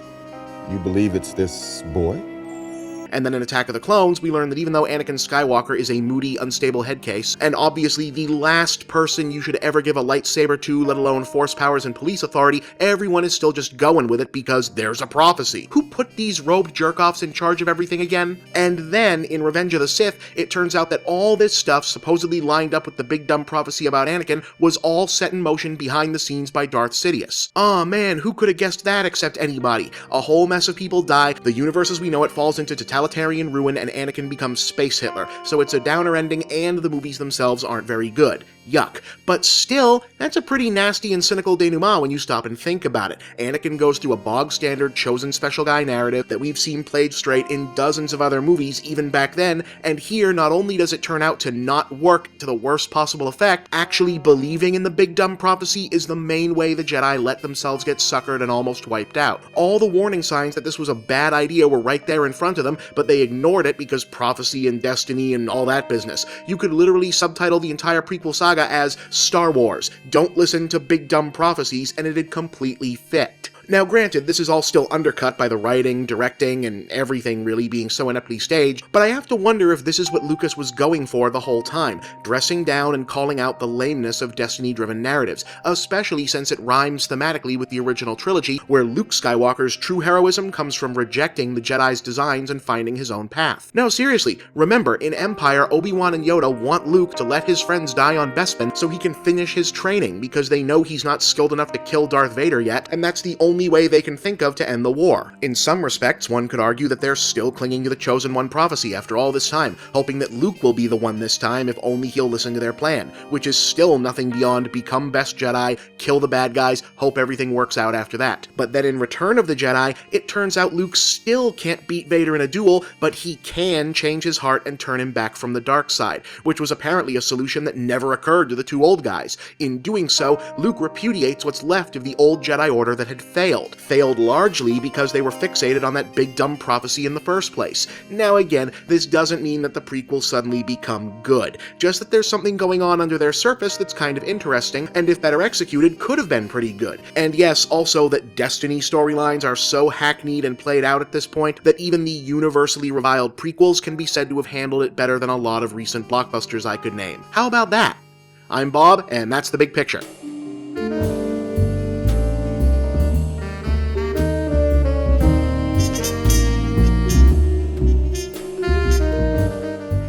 If you're young enough to only know of the pre-internet age by reputation or old enough that it's all become a blur, you might get the impression from sources like this show that every damn idea that ever got molded into plastic, divided arbitrarily into rival good and evil factions, blister packed and shipped off to Toys R Us automatically got its own tie-in TV cartoon, then obvious as little more than an infomercial, but today inexplicably remembered as some kind of classic by increasingly depressing Generation Xers. The truth is, well, they tried, yeah, but for every Transformers, a G.I. Joe, a Masters of the Universe, a Thundercats, there were the guys who just didn't make it. Let me show you some. Inhumanoids! Inhumanoids! The evil that lies within. From down in the fiery depths of the earth where nightmares begin. Inhumanoids! Inhumanoids! The evil that lies within. The Inhumanoids were three giant monsters named Tendril, Decompose, and Metlar. They were technically the bad guys, the good guys being some trees, some rock guys, and humans in power armor. They and their short-lived 13-episode cartoon are fondly remembered now, but at the time they didn't really catch on. Mostly because the only ones anybody really wanted were the full-size 14-inch Inhumanoids themselves, who were hard to come by and very expensive. Speaking of expensive, did you think Japan's beloved Zoids didn't make it to the United States until the 90s? Nope. Robostructs. Two opposing armies of prehistoric battle beasts. Robostructs. They fear nothing. RoboStrucks, 1985. They took original Japanese Zoids, painted some of them in bad guy red and some of them in good guy blue, and didn't really develop any kind of narrative beyond that. Today, the RoboStrucks repaints are kind of collectible because, yeah, they were expensive. Tomy charged too much for them and they didn't sell. And speaking of robots... Put the picture in your hand. Your own creation. Relation to command.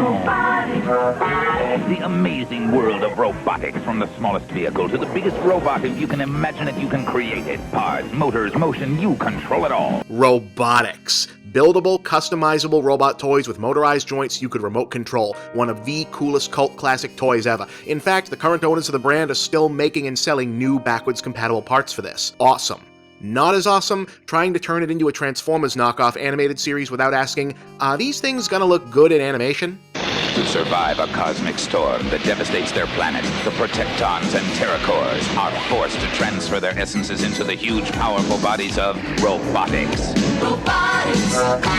And once again, the ancient hostilities between the valiant Protectons and the evil Terracores erupt into violence. Meanwhile, Max Steel's RoboForce, no relation, were... Max Steel's RoboForce! Hunter the Conqueror is about to attack Max Steel the leader! Wrecker the Demolisher to the rescue! Ideal's new RoboForce. Warrior robots with gripper bases and crusher arms, each sold separately. I guess they kind of looked like R2-D2 knocked up a Dalek, maybe, and they had big suction cups instead of feet, so you could stick them to the wall, I guess. I guess they look pretty cool. They got a TV miniseries like Transformers did, but they didn't get a series out of it.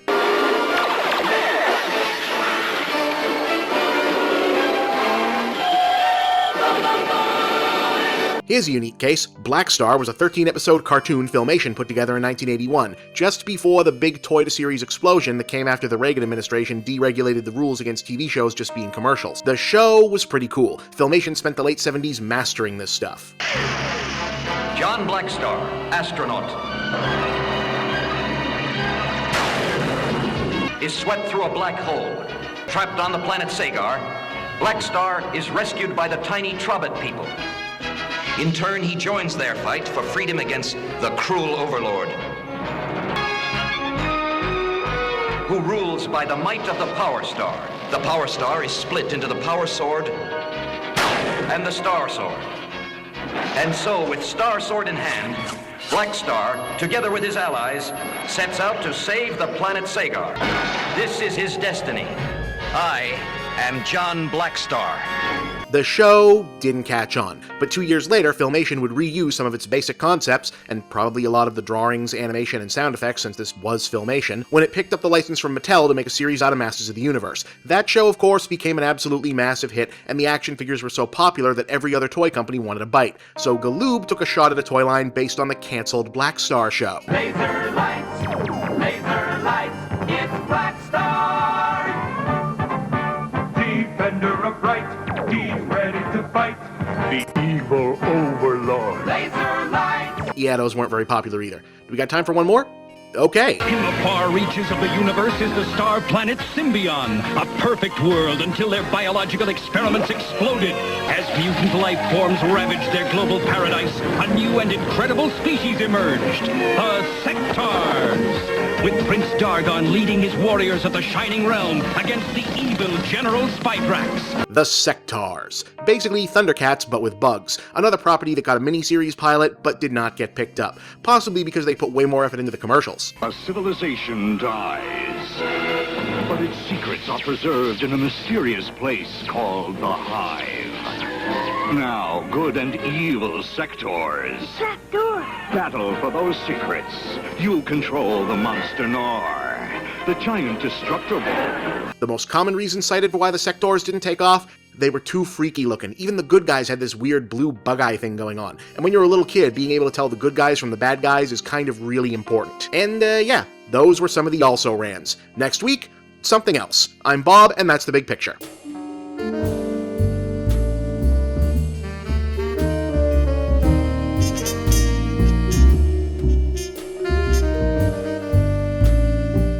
I did not really care for the new Godzilla. I didn't hate it, I didn't even really dislike it, it just didn't do it for me. Right? Well, actually no. Why? Well, because even though I didn't really like it, I respect it.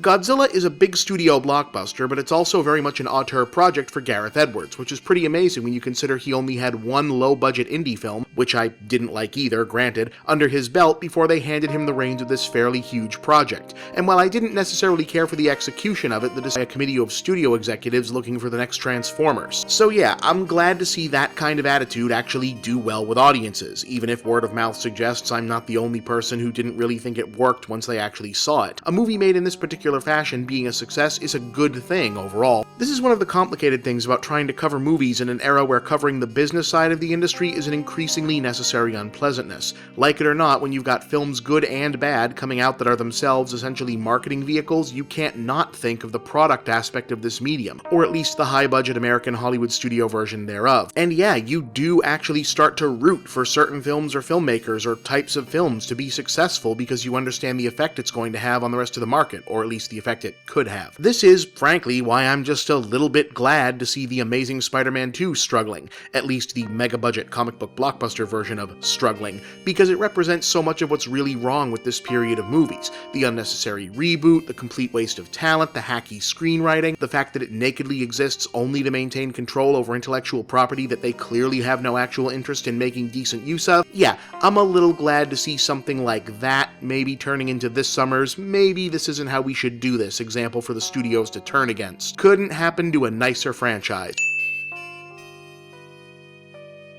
Likewise, I think that's why so many critics, journos, and tastemakers, myself included, no lie, continue to be so high on the ongoing Marvel Studios project. Does it feel a little strange, maybe even counterintuitive, to cheer from the sidelines as the whole of Hollywood is dominated by a self-sustaining hype machine made up of cartoonish action movies based on old comic books?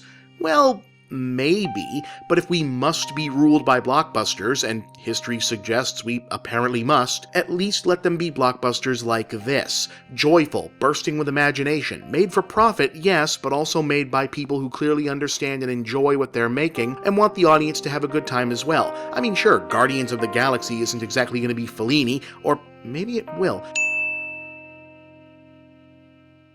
But there's more energy and originality in just that film's trailers than there is in a lot of other whole films I can name, and I'll certainly take that over the hash that's been made out of, say, Star Trek for one example. So if this Godzilla making a gigantic pile of cash is the encouragement for more big features to at least attempt doing something unique and interesting with all these too often safe assembly line products, I'm all for that, and that be something. I'm Bob, and that's The Big Picture.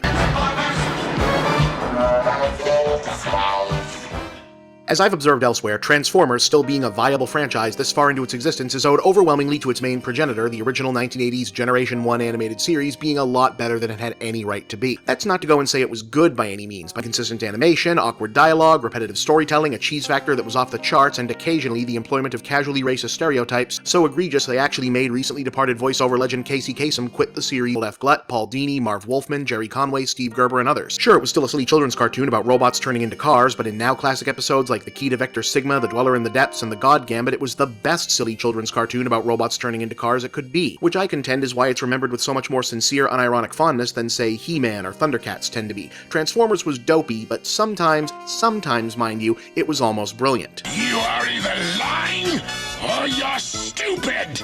I'm stupid! I'm stupid! And other times it was just plain ridiculous, especially when those aforementioned attempts to tell an interesting story in the context of a junky low-budget toy commercial crashed up against the realities of being a junky low-budget toy commercial, and nowhere was that more apparent than in our subject today. Season 2, Episode 27, The Golden Lagoon, which for my money is the single most thematically bizarre episode of the original series. Golden Lagoon is mainly known as the Lone Star Turn episode for one of my favorite Autobots, Beachcomber. Beachcomber's vehicle form was a Desert Patrol Vehicle, or DPV, specifically a 1980s Chenoweth FAV. Basically, he's just a military-grade dune buggy, but as a character, Beachcomber was the Autobots' naturalist and geologist, which are apparently professions that exist somehow for a species of sentient robots from an entirely mechanical planet. It doesn't make any sense, but the basic idea of one of these giant clunky monstrosities gently observing bucolic nature conjures up a kind of cool Miyazaki-esque sci-fi image for me. His persona? Well, that's where it got interesting. Beachcomber was the pacifist Transformer, his pretty much the entire franchise's sole reason for existing. I'd love to know what the thought process was that led the producers to conclude that this was was a character the series desperately needed. In any case, the episode itself opens with Beachcomber, Perceptor, Sea Spray, Powerglide, and Warpath, and wow, if that isn't the some kid has to like this one the best Transformer team of all time, walking on the beach for some reason when they're attacked by Decepticons. While the other hypothetically more useful Autobots engage in the usual firefight, Beachcomber takes cover in a hidden cave and discovers Narnia, basically. Look, just watch. The iconic Beachcomber moment of this series. Anyway, this is where Beachcomber finds the golden lagoon of the title. Yes, Electrum, a previously unmentioned and never to be mentioned again element that coats Transformers in a laser blast-proof golden finish, and overrun by invincibility-seeking Decepticons. Starscream, why don't you test the Electrum for me? So you see what's going on here, right? The Golden Lagoon is essentially the entire Transformers series as a microcosm. Autobots and Decepticons blasting each other to bits over a resource with someone else's backyard as the battlefield, except this time the inherent consumption metaphor is made explicit by the treasure in question being the right to bathe in gold. And the final battle is one of the more brutal and excessive looking of the pre-movie seasons, owing to a focus on collateral damage where instead of the usual cool flashy destruction to cities or rock quarries, in this case we're watching Bambi and friends go up in smoke. Destroy them! Self-aware 24 minutes of the entire 1980s commercial cartoon canon, punctuated by its somber finale. Powerful stuff. Transformers looks inward and opts to take a big old dump on the entire setup of Transformers. Moving.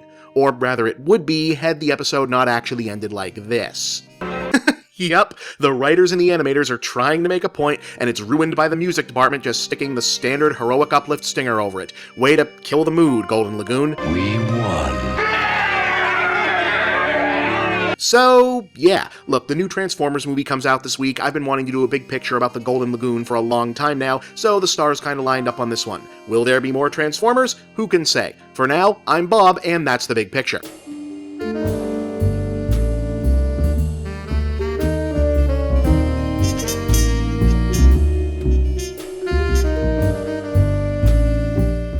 Okay, the main reason I resisted doing this for so long is it's been extensively covered elsewhere, but I was also reluctant because it's not really an exciting story, and I mean that on multiple levels. To understand what happened here, you need to know some history. Mainly the history of replacement hero storylines and the history of what was happening in the industry in the 90s. So, replacement hero stories are a time-honored trope of superhero comics wherein the main protagonist is replaced for a time in their role, with the expected eventuality typically being that they will return to that role and or be otherwise renewed by the end of the arc. Usually the point of such a story is to remind potentially overcomplacent readers why they liked the hero in the first place, to a character's attitude or status quo might not be as good an idea as they seem. For example, the modern progenitor of such storylines came during Mark Gruenwald's run on Captain America in the 80s. The US government wants Steve Rogers to do some missions he has ethical objections to. He refuses, so they strip him of his rank and title and give the Captain America identity to John Walker, formerly the amoral vigilante Super Patriot, a violent, nationalistic, America-love-it-or-leave-it fanatic who'll do any sketchy mission this country tells him to.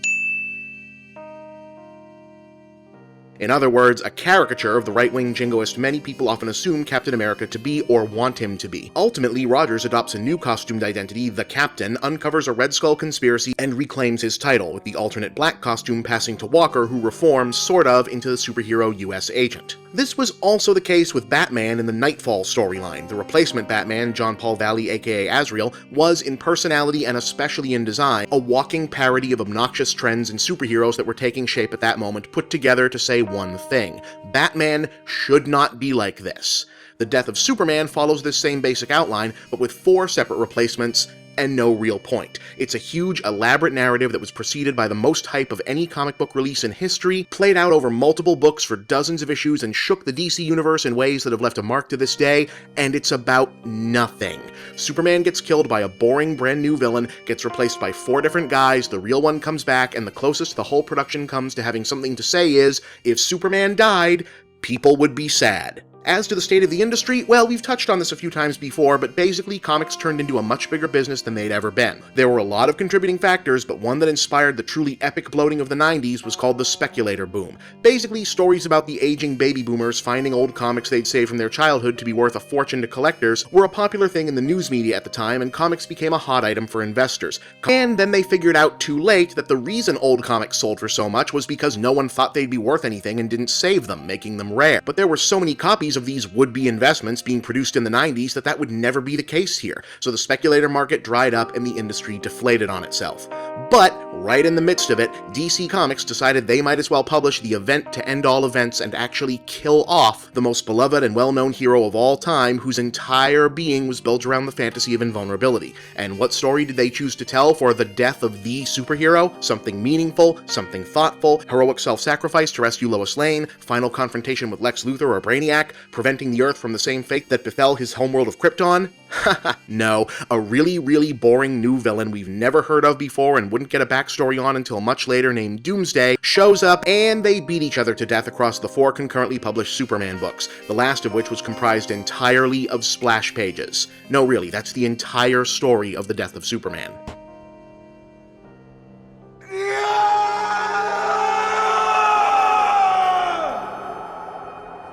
And believe it or not, what happened after that was even dumber.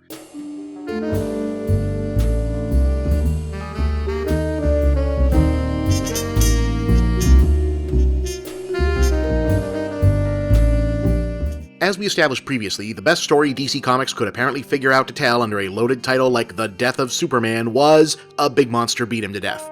That was it. Kinda lame. Anyway, during this same period, DC had been publishing 4 separate Superman books: Superman, Superman the Man of Steel, The Adventures of Superman, and Action Comics. After the Death storyline concluded, all 4 books took a 3-month hiatus, after which they were relaunched, but without the Superman people knew. Instead, each book kicked off a storyline featuring the mysterious appearance of one of 4 different new characters, each of whom claimed to either be or hold some philosophical right to being the Superman, together forming a single megastory called Reign of the Supermen, a reference to the Siegel and Shuster science fiction story that preceded their creation of the more familiar character. You can kinda see how this might have been an interesting idea. The inherent problem with doing a story about Superman dying is that nobody actually expects him to die or remain dead, so instead you make it a bigger story, maybe about exploring different facets or interpretations of the character over the years through the gimmick of the 4 Supermen, or at the very least using one or all of them as caricatures of modern superhero types to demonstrate why the original Superman still mattered. If nothing else, they could always have used them as ways to test new ideas people might have resisted if applied straight off to the original character. Unfortunately, none of that is what they did. Maybe those were ideas in the beginning, but what they ended up with was a curiously inert foursome, only one of whom was remotely interesting. That would be the Man of Steel, later just Steel, aka John Henry Irons, a construction worker whose life was once saved by Superman, and who wears a suit of armor and carries a hammer because folklore reference. As for the rest of them, there was the Man of Tomorrow, are we getting the Superman nicknames naming scheme yet, aka Cyborg Superman, aka Oh Hey Look a Terminator because 90s. The Metropolis Kid, supposedly a genetic clone of Superman who'd prefer not to be called Superboy because LOL it's the 90s and how lame would that name still be. And finally, the last son of Krypton, who I guess is supposed to be Superman if he was more of an alien than a man and was willing to kill bad guys, which is at least an idea, I guess. The 4 of them each went through bisecting Reign storylines, plus secondary plots about a Superman cult and the body being stolen, none of it particularly interesting. Long story short, Cyborg Superman was the bad guy, actually the new form of an earlier cybernetic villain, just not either of the famous and or interesting cybernetic villains, using the occasion of Superman's death to mess up his public image. Once again, this was apparently the best they could come up with for the comic book event of the decade. So that means the last son has to be the real Superman somehow reborn, right? Because otherwise, drawing the whole 4 guys, who is it thing out only to have it turn out to not be any of them would feel like a giant pointless waste of time, right? Yeah, so it's not any of them. Not even Last Son. Turns out he's actually the Eradicator, who...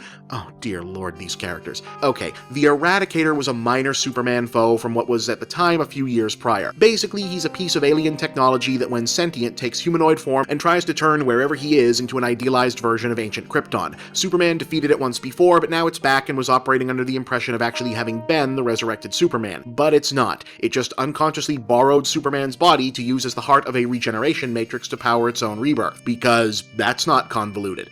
But the regeneration matrix has also revived and powered the real Superman, who emerges towards the end of the story without most of his powers and looking perfectly ridiculous. Good lord, really. This image was considered really cool at one point. Somehow.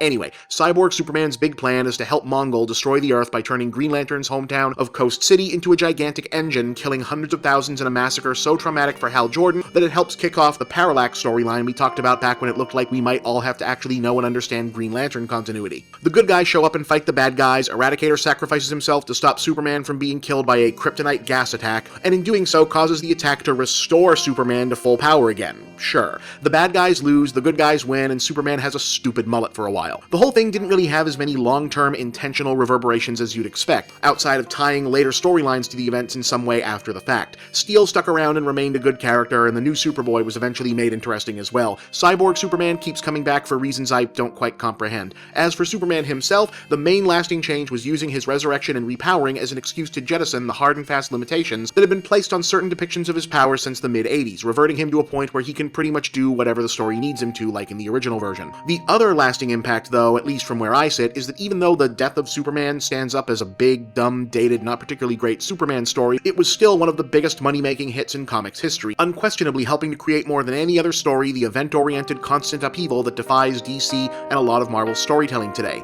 Also, most of the people at Warner Brothers, which then already owned DC Comics at the time, who were in charge of the DC movies then, still have a lot of power now, hence why they still regard this as being the big Superman event, and why they spent over a decade trying to turn a version of it into a movie, and why I won't be surprised at all if ideas from it find their way into the DC movies going forward. I mean, I hope not, but I won't be surprised. I'm Bob, and that's The Big Picture.